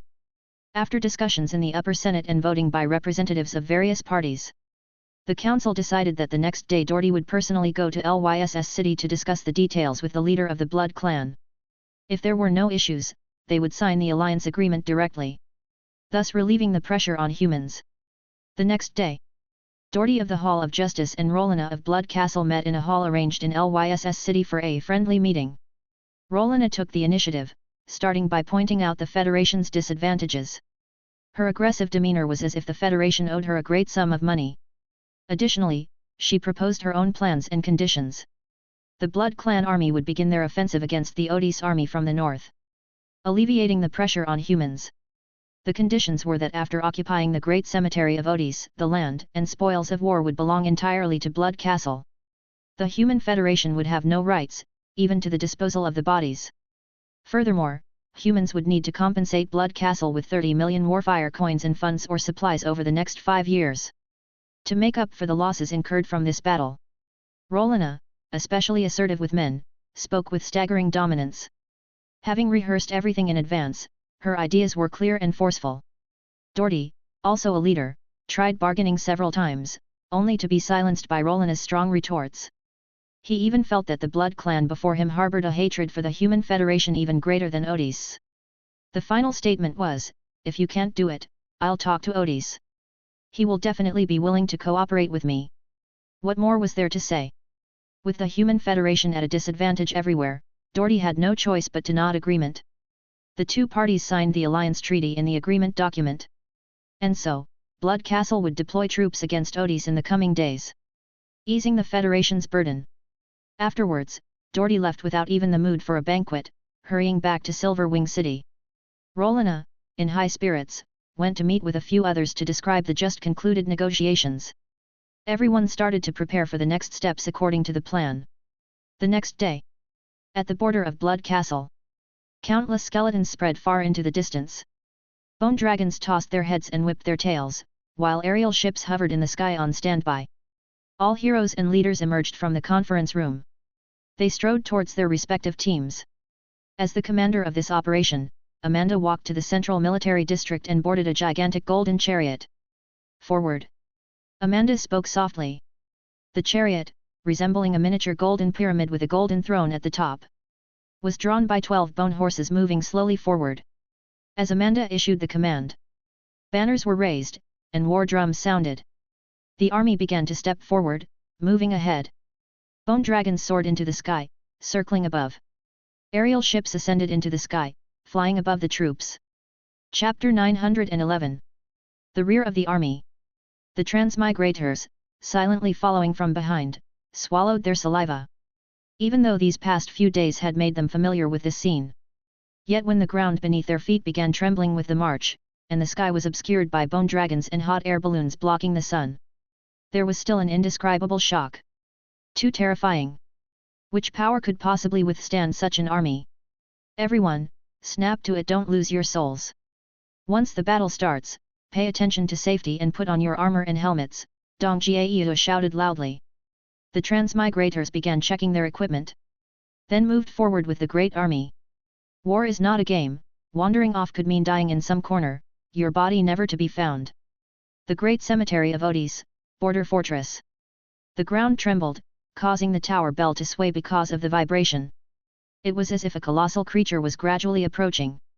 The undead, guarding the fortress, stood on the city walls and looked into the distance. Their pale blue soul fires trembled incessantly. What in the world was happening? Could it be that the Human Federation was attacking from the north? Impossible, the north is the territory of the Blood Clan, and there had been no news of humans clashing with the Blood Clan.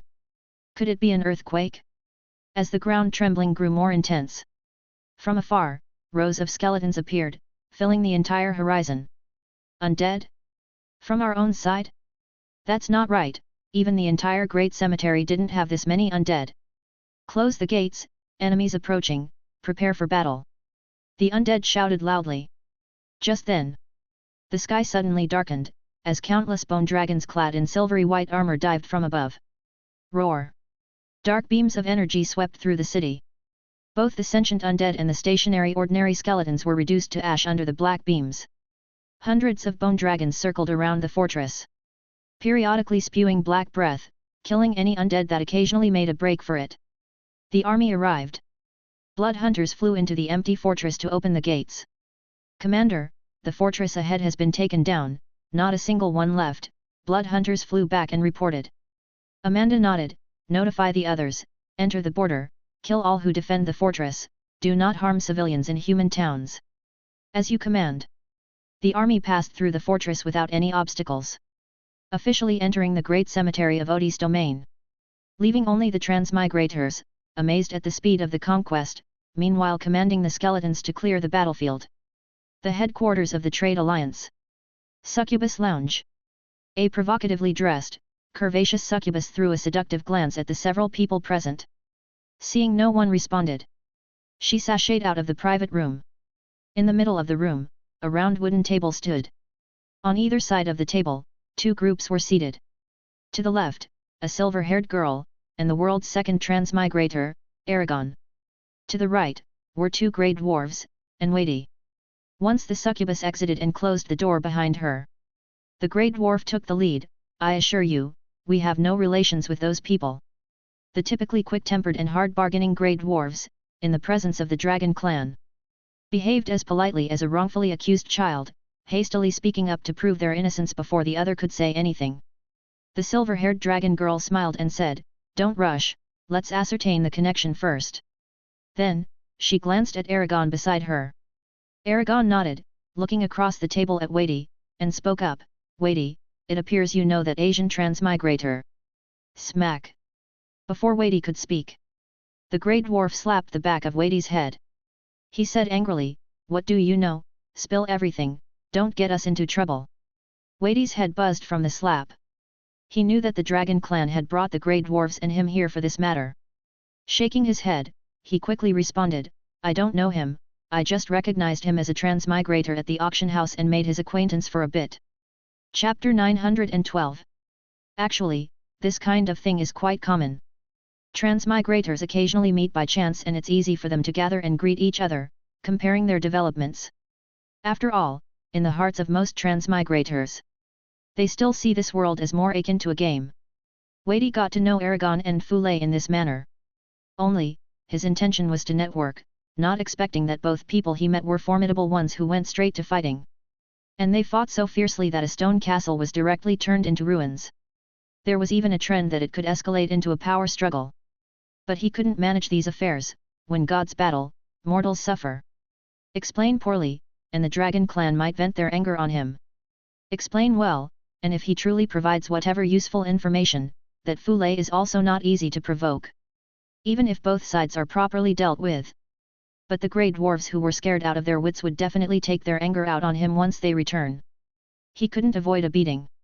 What kind of karma have I created for myself? Hearing Wadey's answer, Aragon was still somewhat dissatisfied. He continued, "Wadey, you're a smart man, you should be well aware of the present situation. Hiding a recently acquainted person will only bring trouble for both you and the dwarves." Immediately, Wadey said, "Mr. Aragon, I swear that everything I've said is absolutely true. I've only seen him twice at the entrance of the auction house, I can guarantee it." Aragon glanced at the silver-haired girl, who showed no expression. He continued, "Does he have any good friends?" "No, but I know his name." Their interest piqued. "What's his name?" "His name is Fulay, a man from Huguo," Wadey promptly said. He couldn't afford to upset the dragon clan or Aragon by not revealing information they considered useful. He might not be able to leave if he doesn't. So, even if he didn't want to get involved in the affair of the two, he had no choice but to disclose what he knew. Fulay. A man from Huguo. Aragon and the silver-haired dragon girl mulled over this. Aragon even directly took out the Book of Lords to conduct a search. Searching by name. A pile of names all belonging to different Fulays appeared, and after distinguishing dozens of individuals, none was the person he was looking for. With just a name, finding the person seemed quite impossible. "Do you have any other information?" Aragon continued to inquire. "No more, that's all the interaction I had with him. I don't know anything else." "Think again, it's in your best interest," the silver-haired dragon girl said coldly, her threat evident. "This." Wadey's face showed his difficulty. What more could he possibly think of? He'd only met the man once, and they hardly had a lengthy conversation. "You want me to make something up? I could pull something out of thin air. But what if after I make something up, you come asking questions?" Under the cold gazes of the others, large beads of sweat dripped from his head. In his mind, he repeatedly revisited the scene of meeting Fulay, recalling every single word they had exchanged. It seemed like whenever they'd met, it was him doing all the talking. Talking about dwarves, talking about the dragon clan, the other man rarely mentioned anything about himself. Suddenly, Wadey's eyes lit up. He suddenly raised his head, saying, "I recall something, and this piece of news will definitely be useful to you." The expressions of the others shifted. "What news?" "That Fulay, he's affiliated with the lizardmen." "Lizardmen?" Indeed, during their battle, there were lizardmen present. Not just lizardmen, there were also undead and orcs. The combat power of each was not low, yet the lizardmen were the pinnacle of combat strength. Could it really be that he aligned with the lizardmen? The silver-haired dragon girl queried, "Are you sure?" "Certain, he told me himself that he's with the lizardmen," Wadey promptly replied. "Good, you've done well," the silver-haired dragon girl said softly. "Of course, of course. Wadey chatted a few more sentences with the dragon girl in the private room. Seeing that the dragon clan had already shifted their focus onto the lizardman, he breathed a sigh of relief. Whoever provokes the dragon clan is truly unlucky. Never ending, they won't rest until they feel satisfied. Now that there was no matter involving the grey dwarves, he took his leave. He left Aragon and the silver-haired dragon girl in the private room, eating the food on the table. At the Succubus Tavern, aside from special services, the alcohol was also very famous, quite fragrant, and had an intoxicating effect. The silver-haired dragon girl sipped the fragrant wine gently, smacking her lips. It was apparent that this youthful dragon girl quite enjoyed this type of wine. Aragon then spoke up, "Ms. Beata, what shall we do next in our search?" Last time, he also sustained heavy injuries. The bandages on his body hadn't even been removed yet. He too wished to quickly find the guy and have the dragon clan teach him a lesson. To take revenge for himself as well. The silver-haired dragon girl scoffed coldly, "No need to search any further. Now that we know he's associated with the lizardman, things will be simple. Go to the lizardman." The girl took another sip, her cheeks slightly flushed. "Yes, wait until we go back to the dragon clan and discuss the matter with the elders. Then, when we approach the lizardman, naturally we will find out who this person is." "All right." Aragon said no more and started to eat the food on the table. The next day, early morning. Fang Hao groggily opened his eyes, gently moved the two legs resting on his body to the side, and sat up. As he was just putting on his clothes, a ping from the Book of Lords arrived with a prompt. Chapter 913. It was a private message from Dong Jiayu. Upon opening it, it was a battle report from Blood Castle. Since the attack started yesterday, the undead army had not stopped moving forward. Following the previously established route, they pushed forward relentlessly. The city fortresses arranged by Odis couldn't resist their own army's strength and were basically wiped clean as soon as a bone dragon passed by. More difficult to conquer cities had also turned into ruins under the bombardment of airship cannons. The army trampled over the ruins. As of now, the advance was smooth, with no obstructions to the army, and even the human transmigrators following behind had all boarded the carriages. Eating and sleeping took place on the carriages to avoid slowing down the march. At the same time, Amanda was following through on her promise to Fang Hao. To reclaim her homeland, the armies were annihilating Odis' troops and undead, while the human villages remained unattacked and unharassed. Instead, the humans in the villages, hearing that the gold-eating queen had returned, actively offered a lot of information. They filled in many missing routes on the maps. Overall, everything was going very smoothly. It was unknown whether Odis had received the news of the northern assault overnight. If he had, it was likely Odis who was now anxious. Odis was caught between a rock and a hard place. In the south, he was entangled with the Human Federation in a heated battle, unable to withdraw forces. To the north, Amanda's army was advancing toward the south with unstoppable momentum, straight toward Odis' main city. The speed of the advance was astonishing. After reading Dong Jiayu's report, Fang Hao offered some encouragement to the commanding officers and transmigrators before ending the chat. Sitting by the bed, he stroked the side-sleeping rabbit woman. After some thought, he opened a chat with Li Rong. He composed a message and sent it. "Li Rong, the Blood Clan and the Council have signed an alliance agreement, and the army has already entered the border from the north. The pressure on your side will decrease in the next few days." Li Rong's reply came back quickly. "The Council has already passed on the news. Morale has increased a lot here, and holding out until Odis withdraws shouldn't be a problem." "Good, stay safe." "Understood." After ending the chat and washing up, he left the manor. He began the daily, unchanging morning exercise. Actually, ever since drinking the Demon Dragon potion, his physique had been enhanced in every aspect. He had no problem dealing with several strong trolls using brute force alone. Handling a few mates also left them in disarray. Were it not for his subpar martial skills, he could also be considered adept in both magic and warfare. He jogged around his territory. The weather was turning warmer, and the seeds planted in the flower beds had, unbeknownst to him, broken through the soil, sprouting tender shoots. After completing the jog, he had breakfast. He then took another look at the plan he had written down. Accompanied by Dimitrija, he stepped into the teleportation light curtain. When he reappeared, he was already in the great hall of the troll clan leader in the Blood Mountain range. The grand hall, full of a wild style, was empty and silent. Just as Fang Hao frowned, wondering why there was not a single person around. The guard stationed outside the door, hearing the noise inside, peered in to check. Upon seeing Fang Hao and the fully armored lizardman, his expression immediately turned cold. He then shouted loudly, "Intruders! Quick, there are intruders!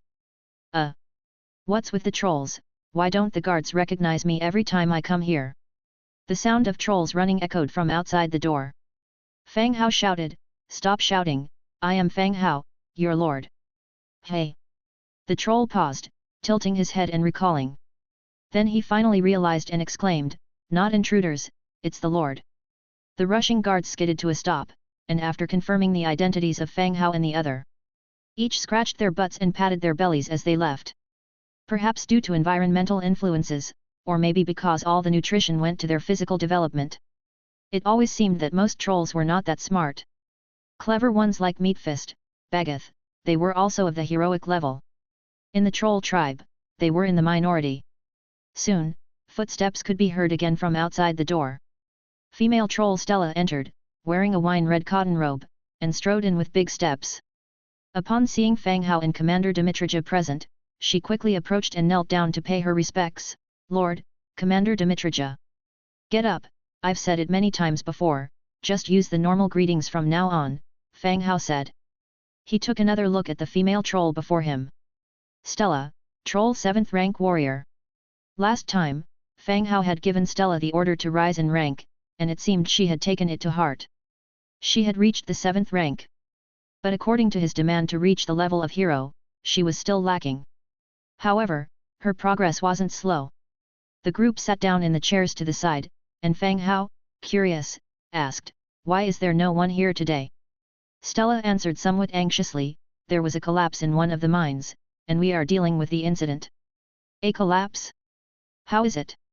Were there any casualties?" Fang Hao asked. "There were 12 injured trolls, but many skeleton miners died, and many mining tools were lost," Stella said carefully, occasionally stealing glances at Fang Hao's reaction. She looked extremely cautious, like a student who had made a mistake. "All right, as long as the trolls are okay, that's good. Nobody wants to see such things happen, just be more careful next time," Fang Hao said offhandedly. Chapter 914. It itself was not a big deal, as the skeleton miners were soulless tools. Simply recruit more. "Thank you very much, my lord," Stella immediately thanked him profusely. Fang Hao continued, "The weather is warming up, how is the progress of the trade caravan you planned last time?" Currently, the poorest were the trolls. A big reason was that Fang Hao had hit them too hard, they simply couldn't recover. Moreover, with the meager resources of the Bloody Mountains, whatever they wanted to do, they indeed needed Fang Hao's support. At the mention of the trade caravan, Stella seemed noticeably disheartened, and immediately said, "My lord, the caravan had been in preparation quite early on, but as you know, the terrain of the Bloody Mountains is very rugged, twisting and turning, so although preparations were complete, it has yet to depart." The terrain of both the Bloody Mountains and the Cold Wind Mountains was extremely rugged.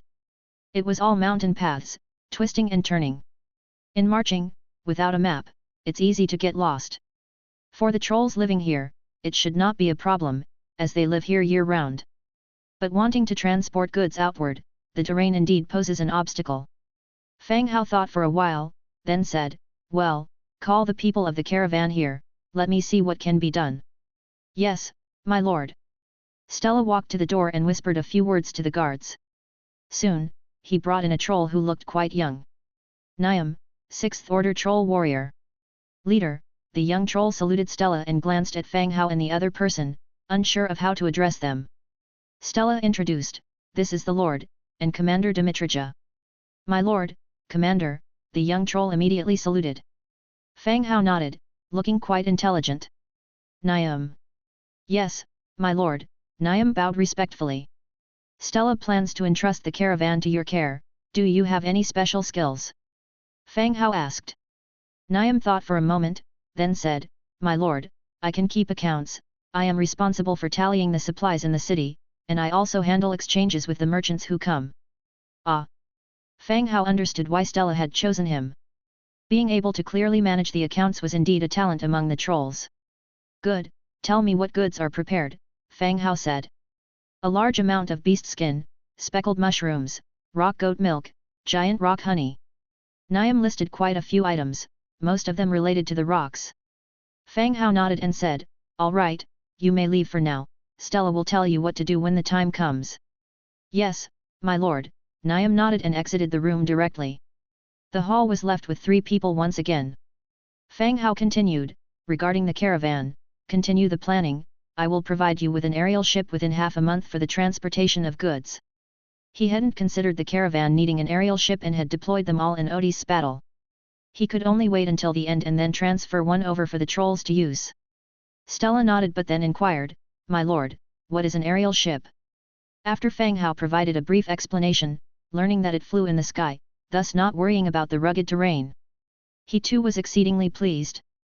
"Thank you, my lord, thank you, my lord," Stella continued to give thanks. "All right, that's all regarding the caravan, let's go. I am going to recruit some skeleton miners, the mining must continue." "Yes, my lord." As they left, Fang Hao recruited 20,000 miners and handed them over to Stella. Afterward, Fang Hao continued to Bronze Bowl City, Tasco City, Grey Iron City, Pruel City and Lyss City, finalizing the matters of the trade caravan. He got all the cities moving, supporting the regular civilian caravans to conduct trade between cities. Elsewhere. Capital of Lizardmen Zirith Silan. Zirith Silan, in translation, means the City of the Sun. It's an important center of power for the southern lizardmen. In a palace filled with religious decorations, Queen Anastasia reclined gracefully on a couch. An attendant carefully served at her side. At that moment, a lizardman approached briskly, and after saluting, said, "Your Majesty, the Dragon Clan's envoy requests to use the teleportation array." Chapter 915. Queen Anastasia's movement stiffened, her expression solemn. "Who did you say has come?" "Your Majesty, it's an envoy from the Dragon Clan, requesting to use the teleportation array." The lizardman below repeated. The Queen's expression became ever more serious. The Dragon Clan had always had no dealings with the lizardmen. At this point in time, her subconscious couldn't help but think of Fang Hao. Could it be that the Dragon Clan had discovered something on Fang Hao's end? No, that couldn't be right. Even if they had discovered something, what would they want with me? Clearly, the Dragon Clan had found out something. After weighing her thoughts, she continued to ask, "How many people are requesting passage?" 4. "Allow them 2 spots in the teleportation array, then bring them to the reception hall." "Yes, Your Majesty." The lizardman merchant withdrew, and the Queen stood up, changing into a formal attire with the aid of an attendant, and headed to the reception hall with great displeasure. In the reception hall, she waited for a moment. Soon, a silver-haired girl with dragon horns and a golden-haired human appeared. "Dragon Clan's Beata. Aragon." "We have seen Queen Majesty," the two said, bowing slightly. Both their actions and words conveyed a superficial respect. The Queen didn't mind and casually said, "Sit down." Both parties' attitudes were rather lukewarm. Once they were seated, the Queen directly asked, "What brings the 2 of you here?" The silver-haired dragon girl, Beata, calmly stated, "At the Trade Alliance auction, our Dragon Clan was attacked by a transmigrator." "The Dragon Clan was attacked? It would be good enough if your Dragon Clan didn't bully others, yet you were attacked?" Thinking this, Queen Anastasia maintained a calm face, "I was also present at the time and witnessed the battle between you." "Oh? The Queen was also there?" the silver-haired dragon girl asked curiously. "I just saw it from a distance." After pondering for a moment, the silver-haired dragon girl said, "Then, does the Queen recognize the identity of the other party?" "I do not." "Oh." The dragon girl's face became stern, leaning back in her chair before continuing, "We have received some intelligence, claiming that the transmigrator is affiliated with the lizardmen." The Queen's eyes immediately narrowed, her cold vertical pupils sweeping over the 2 individuals present, as if considering whether to teach them a lesson. In the end, she answered flatly, "The transmigrator has no relation whatsoever with the Holy Dynasty." "Oh? We did see lizardmen there. It seems the transmigrator's companions are not limited to lizardmen, right? Just because of this, you come to me demanding a person? Has the Dragon Clan become so unreasonable?" The Lizardman Queen, a dark gold 9th rank hero. Just 1 step shy of becoming a demigod hero. No person or power would dare to speak to her in this manner. But even the dragon clan did not hesitate, and it was an orange-haired young girl who came here directly demanding a person. And Fang Hao really had no relation with her. At least not now. Facing the queen's verbal discontent, the silver-haired dragon girl showed no fear. She glanced as usual at Aragon beside her. He nodded and immediately said, "Queen Majesty, this transmigrator is named Fule. Could you please confirm once more if this is a transmigrator from your side?" Fule? The queen was startled. "After all this time, you haven't even figured out the name. That makes things easier, and truly, there's no such person on my side." The queen nodded and instructed an attendant, "Please summon Priest Tiktata over here." The attendant acknowledged and left. Upon returning, he was accompanied by the lizardman priest clad in a voluminous robe. "Your Majesty." The queen nodded and softly began, "Does the Holy Dynasty keep a record of transmigrators they support?" "Yes, Your Majesty. Their names, locations, jobs they are skilled at, we keep detailed records," Priest Tiktata answered. "Good, is there a person named Fule on that list?" Priest Tiktata took out a register from his robe and began to compare the names one by one. Apparently, there were quite a number of transmigrators in the Lizardman regions. "No, Your Majesty," eventually, Priest Tiktata shook his head. This caused the brows of both individuals from the dragon clan to furrow instantly. "That shouldn't be." The silver-haired dragon girl persisted, "Let us see the register." Bang! The queen slammed her hand down on the chair's backrest, her voice angrily raised, "Do not overstep your bounds. Information within a race is always secretive. It isn't something that outsiders can look at just because they ask for it." "Your Majesty, this matter is of great importance to the dragon clan," the silver-haired dragon girl reiterated. The queen, with her chest heaving with anger, but not wanting the dragon clan to leave with lingering thoughts, potentially causing future harassment, took a deep breath and said coldly, "I'll let you look once, but after confirming it has nothing to do with us, do not come to bother us about this again." "Agreed." The queen nodded and made a gesture to the priest below. He stepped forward and handed over the register to the dragon clan's hands. Beata and Aragon started to go through the register, looking at each name. Comparing them one by one, there truly was no name Fule. The neatly arranged list showed no signs of alterations or erasures. Of course, it's also possible that the lizardman didn't record the name Fule at all, but the likelihood was slim. Could it be that I was mistaken? Not from the southern lizardmen, but those from the north? After comparing twice more, they closed the register and returned it to the priest's hands. "How about it? Have you found any clues?" asked the queen sarcastically. Chapter 916. The silver-haired dragon maiden rose to her feet. "Since it's not the lizardman, we'll head back first. Send off the guests." The lizardman attendant led the two away. They returned through the teleportation array. Both the silver-haired girl and Aragon had rather unpleasant expressions on their faces. "What should we do?" Aragon asked. Searching for a transmigrator was too difficult, like finding a needle in a haystack. They had come to the lizardman, originally thinking they could find some clues here. But now, the trail had gone cold again. The dragon maiden said, "Let's go back first and report the situation here to our clan." Elsewhere. The great cemetery of Odis. Morin Gold Valley. Once, during the reign of the gold-eating queen of the Anglina kingdom, Morin Gold Valley was a major grain-producing base of the kingdom. When it was the season of harvest, the Golden Valley was as dense as a forest. At a glance, the land was covered in gold. But now, at a glance, desolation and wild smoke, withered branches and decaying bones. Aseti sat atop a wind demon. Her gaze surveyed the desolate surroundings. "Is this the place?" Aseti looked to the side. The transmigrator Shao Xing immediately opened a map to confirm, "It's here, the position is correct." Shao Xing was a subsidiary city lord under Zhang Bin. Assigned by Amanda for a mission, he accompanied the cavalry leader Aseti to Morin Gold Valley, scouting for intelligence and filling in the incomplete map. They had followed the map all the way here, but upon arrival, the scenery described on it was nowhere to be seen. Instead, it was as if they'd entered a haunted realm. A gloomy desolation. Aseti checked the sheepskin map in her hand again, confirming the directions were correct before. She waved her hand slightly, "Move on, keep going forward." Hundreds of skeleton cavalry behind her moved forward as well.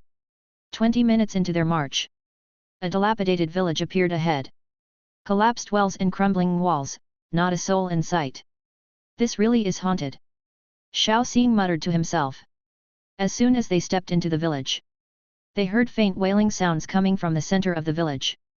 With a group in tow, they quickly approached, and the pleas for mercy, the crying, grew clearer and clearer. Passing a row of ruined houses. Finally, they saw the scene at the center. In an open space, a group of young men and women, not very old, were being dragged to the center by a bunch of undead and pushed to the ground. Let my child go, he's just 1 year old and useless to you. A young woman was kneeling on the ground, her head banging against the earth like pounding garlic. In front of the woman, an undead with blue soul fire flickering in its pupils held a struggling, crying boy aloft. Seeing that the woman's pleas were futile, the rest had closed their eyes unwillingly. It wasn't just this child, today, they all expected to die here. Just as the woman's head was bloody from kowtowing and her body went limp on the ground. And the undead was about to hurl the boy to his death. Whoosh! Crack! A sharp arrow whistled from the side, piercing directly through the undead's skull. Both undead and humans looked towards the source. There, at some point, a squad of cavalry made up of humans and undead had appeared on the previously empty street.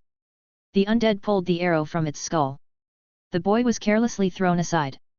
The hollow pupils stared intently at the group not far away. Kill them, the undead ordered. All around, the white-bone undead raised their weapons and began to charge towards them. Xiao Xing shivered and turned to run. Then he thought, no, that's not right. With an orange hero by his side and so many soldiers, why should I run? And Aseti simply pointed forward, kill these undead. Clatter! The skeleton cavalry charged out, and in a single encounter, they slaughtered a large number of the enemy undead. But this place was not suited for cavalry battle. After a charge, the skeleton cavalry dismounted and joined the fray against the opposite skeletons. Were it not for the different equipment they wore, it would be impossible to tell who was who and which side had the advantage. Aseti joined the fight as well. After slaying the commanding undead, the rest of the undead were all killed off. Xiao Xing dismounted too, instructing his skeletons to help the collapsed men and women to their feet. The young mother, also bloodied, she leaned against the side, holding her child in her arms. Xiao Xing took out herbs and bandages from his backpack.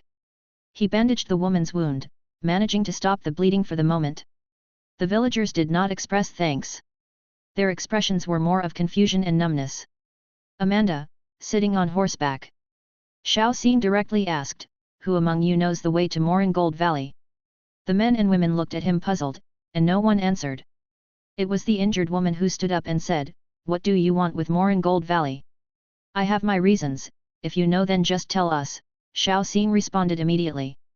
The woman glanced at him and said, this place is Moringold Valley, but a few years back, it changed its name to Dusty Wasteland. Damn! Xiao Xing exclaimed. Where's the fertile land, the endless expanse of the valley? The outside is desolate, just like a ghost realm. This is Moringold Valley? Are these all the people left in the village? The humans living here really have it tough. Are you from Odis too? Another person asked. No, Xiao Xing retorted, why were those skeletons killing you all? The others fell silent again. It was the rescued woman who spoke, the undead are at war, perhaps they're running out of troops. They plan to kill everyone to replenish their forces. Chapter 917. Xiao Xing's brow furrowed as he suddenly turned his head to look at Aseti. The latter's brow was also knitted in concern. It wasn't possible to reinforce the troops for the war against the Northern Federation from here, due to the great distance. The only explanation was that Odis had already known that the Blood Clan was advancing from north to south. The nearby fortresses, due to lack of troops, had begun slaughtering living creatures to expand their military strength. Even for the undead, this approach was utterly ruthless. If the battle ended, no living creature would survive afterward. Aseti continued, send the message to Queen Amanda. All right. Xiao Xing nodded, opening the Book of Lords and began sending the message. Meanwhile, Amanda dismounted, I need the map and intelligence on the nearby fortresses. Whoever has knowledge of it, tell me. It was still the same woman, I know some. You are very brave, Aseti praised, opening the parchment map, and began having the woman mark all the routes, villages, fortresses, and gathering points she knew. Accuracy wasn't important, as long as the direction was right, that would suffice. Later on, the transmigrators would ride the bone dragons following the directions for a round flight, and the map would automatically be annotated. The woman nodded, beginning to point out everything she knew. When all the markings were finished, Asudi nodded satisfactorily, appreciating the courage of this woman. "Where is the child's father?" Asudi inquired. "He's dead," the woman replied, but no sorrow could be discerned in her tone. Death was all too common here. "Take your child with me, there you and your child can have a better life," Asudi said softly. The woman was stunned but quickly realized what was being offered and knelt with her child in her arms. "Thank you, my lord, thank you." Xiao Xin helped her onto the bone horse. The woman's good fortune made the rest of the villagers envious. But their own indifference had made it clear that they wouldn't be taken along. Before the cavalry left, Asudi continued to proclaim loudly, "The gold-eating queen is reclaiming the lost lands, rebuilding the Anglina kingdom. Find a way to survive and wait for the victory of the war." After saying this, she spurred her mount and took off quickly with the cavalry. A group of villagers were left behind, confused and at a loss. What did that person just say? She said the gold-eating queen is back to rebuild Anglina kingdom. Who is the gold-eating queen? You don't know? My grandfather mentioned it before. This place was once called Anglina kingdom, and the gold-eating queen was the queen of the kingdom. She can live that long? Is she also one of the undead? Who cares what she is, anything is better than Odie's, right? So what do we do? Let's go, gather our things, and hide in the back mountains for a while. We'll come back after the war ends. Right, right. Howling Fortress. A crucial fortress built after the fall of Anglina Kingdom. 12 levels high, akin to the main city's level, this fortress appeared lofty and impregnable. Within the fortress, rows of white bone skeletons were carrying various objects to the ramparts. The old, rusty siege equipment on top was also being hurried along, undergoing repairs and replacements. All the undead were busy and tense as if facing a great enemy. A skeleton hero, tall of bone, clad in heavy armor and carrying a great sword on his back. He was loudly urging the skeletons' work. Last night, news came from the main city. It claimed that the army of the Blood Clan had broken into the territory from the north, and soon their next target would be this very fortress. The command Odis issued to him was simple. Defend the city, hold out until the reinforcements arrived. This message almost extinguished his soul fire. At this moment, the fortress seemed towering and sturdy, but in reality, it was more like an empty shell. Only 20,000 defending troops were inside the city, and the rest were supporting the war against the Human Federation in the south. Hence, at dawn, he had arranged for soldiers to go out to kill every living creature in all the nearby villages. Regardless of gender, old or young, not one was to be spared. However regrettable, it would scrape together a force of a few thousand troops. He had made contact with the leader of the Blood Castle, called the Red Duke, an effeminate orange hero. Even if the Blood Clan was capable of flight, defending a city against their assault should not be difficult. He mused to himself, feeling that the task to hold the fort wasn't so challenging after all. When the time came, King Odis would surely reward him, granting more resources. Boom! Boom! Suddenly, the alarming sound of the bell jarred him awake. What's the matter? Who rang the bell? There are enemies in the sky, quick, prepare defenses. An undead shouted aloud. The skeleton hero looked up to the sky. He saw a swarm of bone dragons diving almost vertically down from the clouds. Damn it, how could the Blood Clan have bone dragons, so many bone dragons? Attack quickly! Roar! Black beams of light enveloped the entire fortress. In the blink of an eye, the city was left empty. Chapter 918. The fortress that was bustling just a moment ago is now desolate and empty. The skeletons left outside have turned into ash, leaving behind all sorts of armor and weapons scattered around. Skeleton hero hid within the stone castle, looking up at the bone dragons circling in the sky.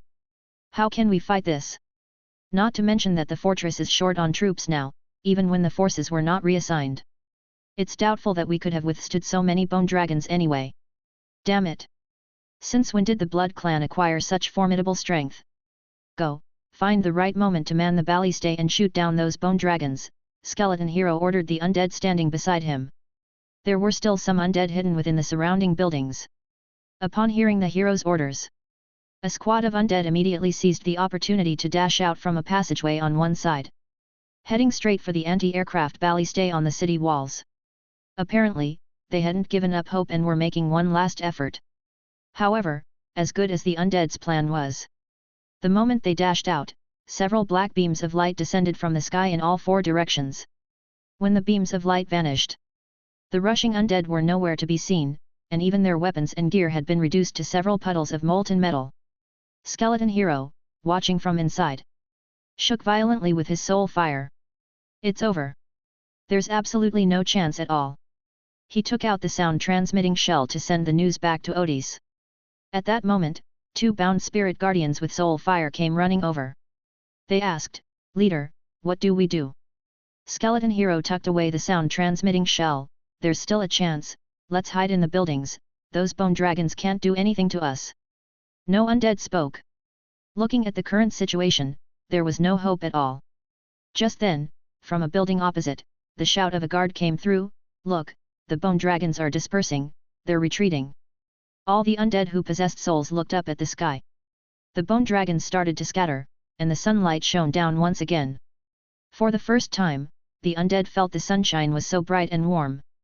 But in the next second, all the undead realized something was not right. They saw a fleet of massive aerial ships approaching. Indistinctly, one could make out the sections of black cannon barrels extending from the deck above. What are those?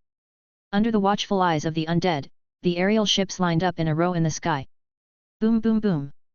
Gun smoke rose into the air.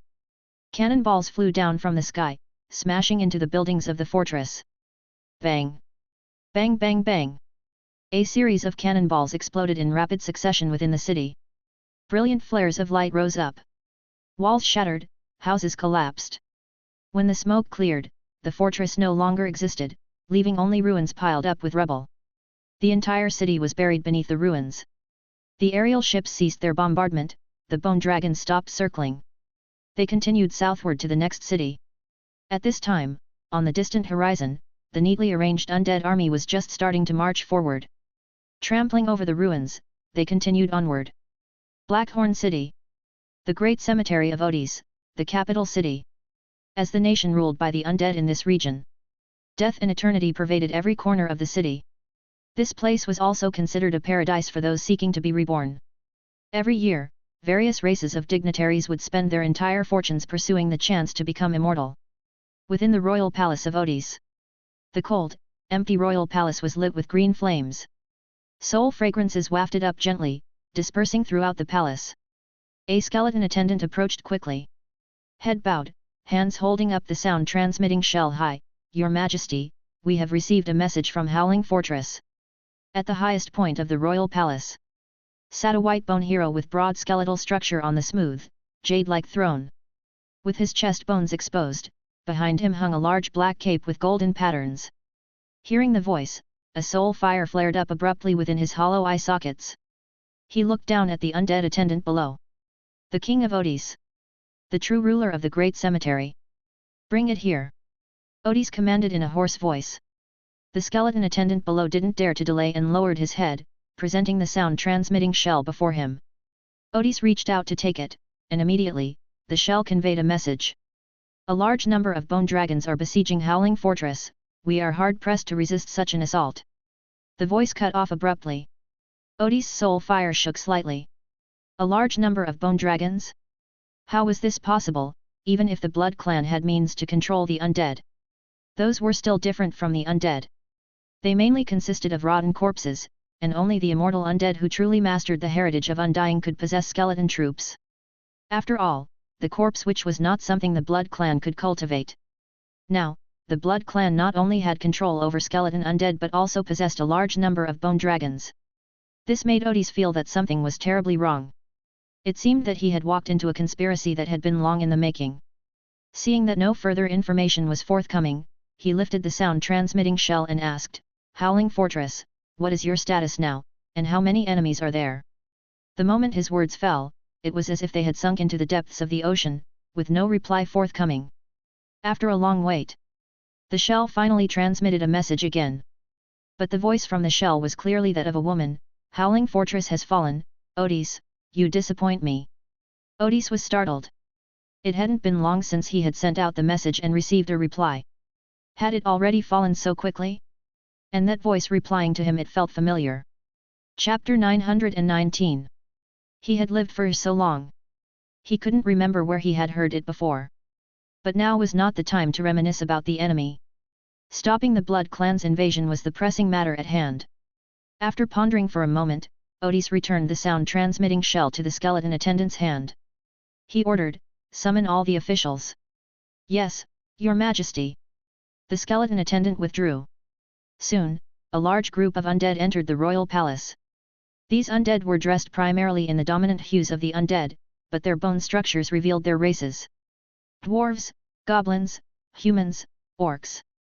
They had all gathered here, now all a part of the undead. Members of the immortal. Once everyone had entered, Odis spoke in a grave tone, "The Blood Clan has launched an attack from the north, and they have already taken Howling Fortress. What do you think we should do next?" "Elsewhere.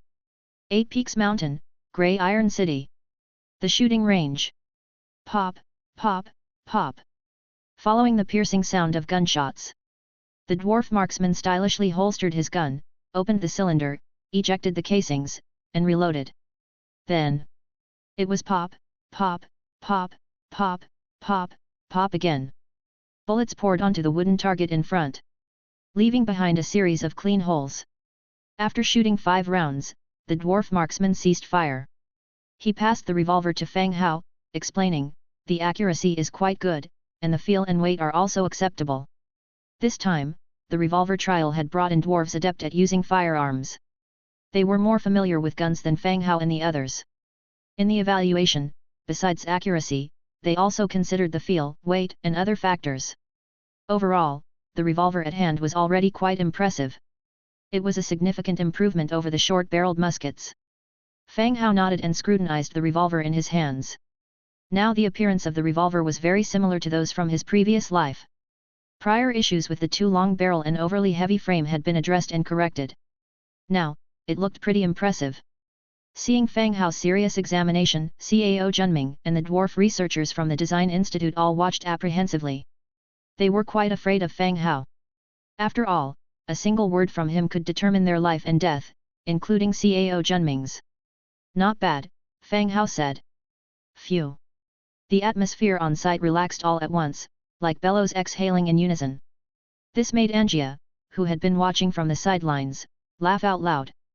"I'm glad you're pleased, boss," Cao Junming hurriedly approached and said eagerly. "How many revolvers do we have now?" "Boss, only this one. It's a test model. If you're satisfied, we can go into mass production," he replied. "And the bullets?" "There are still 12 bullets left."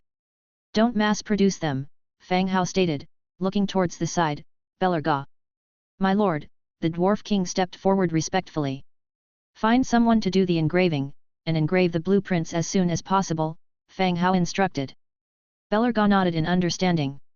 Although the dwarves had suffered heavy losses in the Great War, the loss of researchers and craftsmen was not so severe. Engraving blueprints was not a difficult task for them. After Belarga nodded in confirmation, Fang Hao turned his gaze back to Cao Junming and the dwarf researchers. He said softly, "Tell me about the next step in our research plan." "Ah!" Everyone present was stunned. They had all been focused on developing the revolver, and had not prepared any plan for the next phase of research. It was Cao Junming who first regained his composure. He immediately said, "Boss, there are 2 directions for our next research. One is the improvement of projectiles, to replace the current black gunpowder and round bullets. The other is the improvement of firearms towards semi-automatic development, but both paths are quite difficult and will require substantial effort."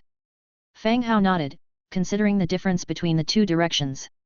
Then he said, "Improve the projectiles. For now, the bolt-action rifle troops among the undead seemed sufficient. Even if they managed to develop automatic or semi-automatic weapons, it wouldn't necessarily lead to a significant improvement for the skeleton marksman.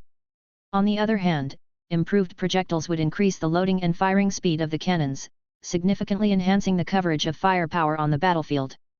"Understood, we will draft the plan immediately and begin the research," Cao Junming promptly said. Fang Hao nodded, "Good." After leaving the Dwarf Research Institute, he chatted with Belarga about the recent affairs of the Human Federation. Since the start of the war, the Human Federation, after completing the purchase of cannons, continuously bought a vast number of cannonballs. The quantity was simply astonishing.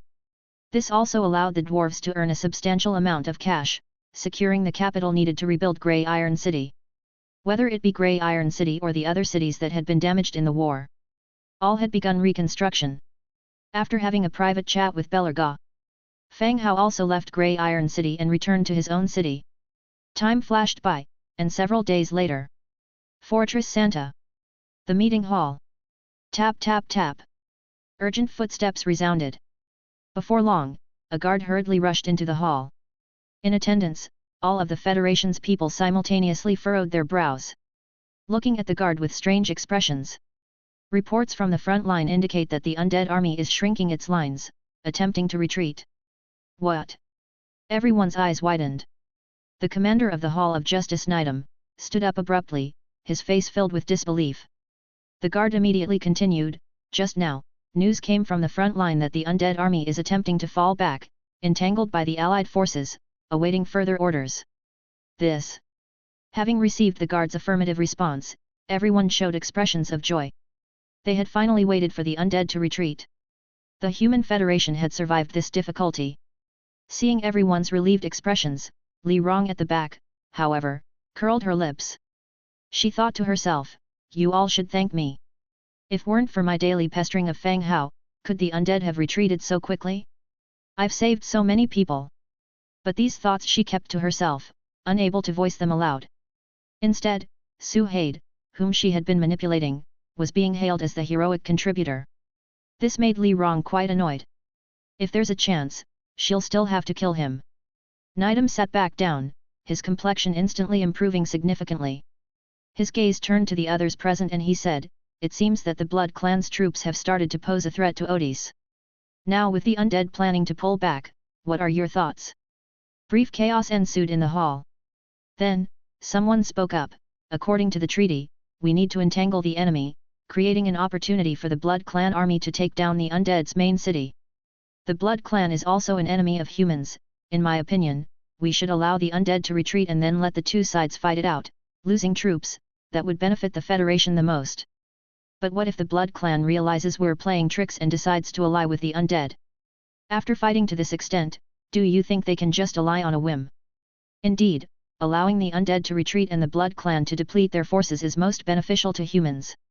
The ones present were only a portion of the generals off duty. However, the direction of the opinion was already leaning towards letting the undead withdraw to exhaust each other's forces with the Blood Clan. Li Rong felt infuriated inside. You Federation people conduct yourselves like this, and you'll have no friends sooner or later. We accelerated our offensive out of fear that you would suffer too many losses. Now you've forgotten the pain once the wound has healed. And started to contemplate setting up your allies. Li Rong stood up to counter with a few points, arguing for the importance of the greater good and the spirit of the pact, suggesting that they should hold the undead. But clearly, the majority of those present did not agree. And so she could only sit down fuming. All right, Nidam spoke softly. The room fell silent, and Nidam continued, I have understood everyone's opinions, and I will propose your suggestions to Silverwing City. The final decision will depend on the Silverwing City Council. At the same time, he looked at the guard below. Inform the front line that until new orders are given, hold the undead, with one step back for one step forward. Yes, the guard answered and turned to run out. The meeting dispersed, and everyone went back to report the good news. The main city. In front of the wishing well. 3 bunny girls were standing with their hands before their chests, eyes closed, praying for something. The originally crystal clear bottom of the pond was now covered with a layer of golden gold coins. Ever since Fang Hao told them that this was a wishing well, maids would come here every day to make sincere wishes. They appeared even more devout than churchgoers. Fang Hao stepped forward to exchange equivalently. Dragon Crystal 45. Material, Bloodstone 100/100, high success rate, ... He also said a prayer in his mind and chose to confirm. After a few seconds of stillness, 45 dragon crystals plopped into the water. Chapter 920. It was successful. Fang Hao felt elated. He did not consider himself particularly lucky. In matters of chance, his luck had always been poor. Yet, these two wishes had both come true. He wondered if his luck had improved, or if the exchange probability had been high. The three bunny girls making wishes nearby opened their eyes upon hearing the noise. Only then did they notice Fang Hao beside them and the dragon crystal that had appeared in the wishing well. Master! The maids immediately saluted.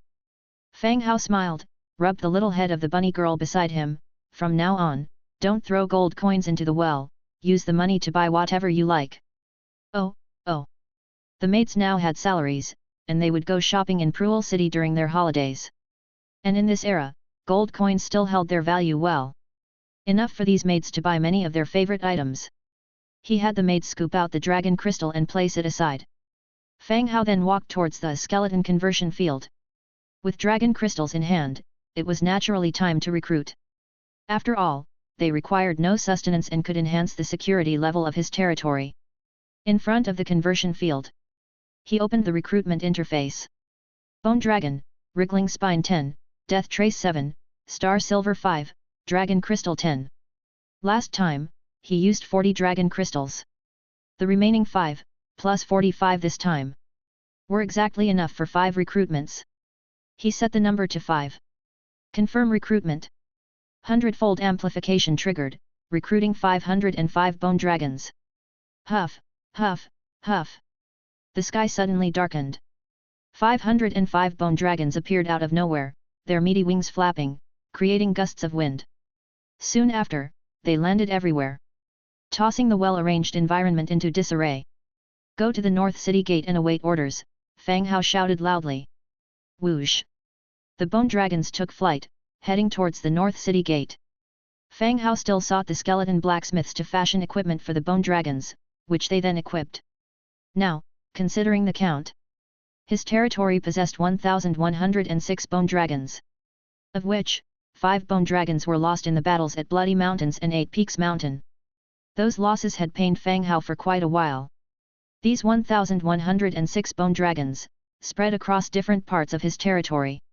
Main City 646, Cold Wind Range 10, Bloody Mountains 10, Grey Iron City 20, Crescent Heights 400, Webweaver Camp 5, Tasco City 10. The rest, Fang Hao had assigned individually to heroes and special individuals as long mounts for long journeys. The total number was reaching an astonishing figure. Even if the Dragon Clan were to cause trouble, the aerial force was now sufficient to contend with them. Unless the Dragon Clan were to emerge in full force and fly a long way to battle to the death. Otherwise, they really had no way to deal with him. Not far away, the skeleton blacksmiths clanged on, outfitting the bone dragons with equipment. Behind him, the skeleton merchant Dujin also quickly approached. My lord, Mr. Kukater from the Trade Alliance has requested to use the teleportation array, Dujin spoke. Manager of the number 032 Trade Alliance branch. Currently managing the issue of the compensation at the headquarters for Fang Hao. Take him to the parlor, said Fang Hao as he also headed towards the direction of the lord's residence. In the parlor, a goblin, dressed impeccably, took a sip of fruit wine. After smacking his lips, he spoke, the headquarters of the Trade Alliance has confirmed the compensation ratio and amount required from both parties. Oh? Did the Dragon Clan cooperate? The Dragon Clan is still as obstinate as ever, but the Trade Alliance can't delay any longer and needs to proceed with the reconstruction of the hall quickly, Kukater answered softly. If the Dragon Clan didn't cooperate, on what basis did the Trade Alliance determine the responsibility? It's easy to determine the responsibility, the Dragon Clan struck first, and you were forced to retaliate. Oh? That means my responsibility is minor, Fang Hao felt a surge of relief. This would mean he'd have to pay much less. Kukater smiled confidently and said, I've been managing branch number 032 for many years. I understand the division of responsibilities here better than you do. Naturally, the Dragon Clan holds the primary responsibility. Having someone on the inside really does make things smoother. Combined with the Dragon Clan's stubborn attitude, which also annoyed the Trade Alliance. They didn't plan to drag it out any longer and had directly issued the compensation order. Fang Hao smiled, Mr. Kukater, you've taken a lot of trouble.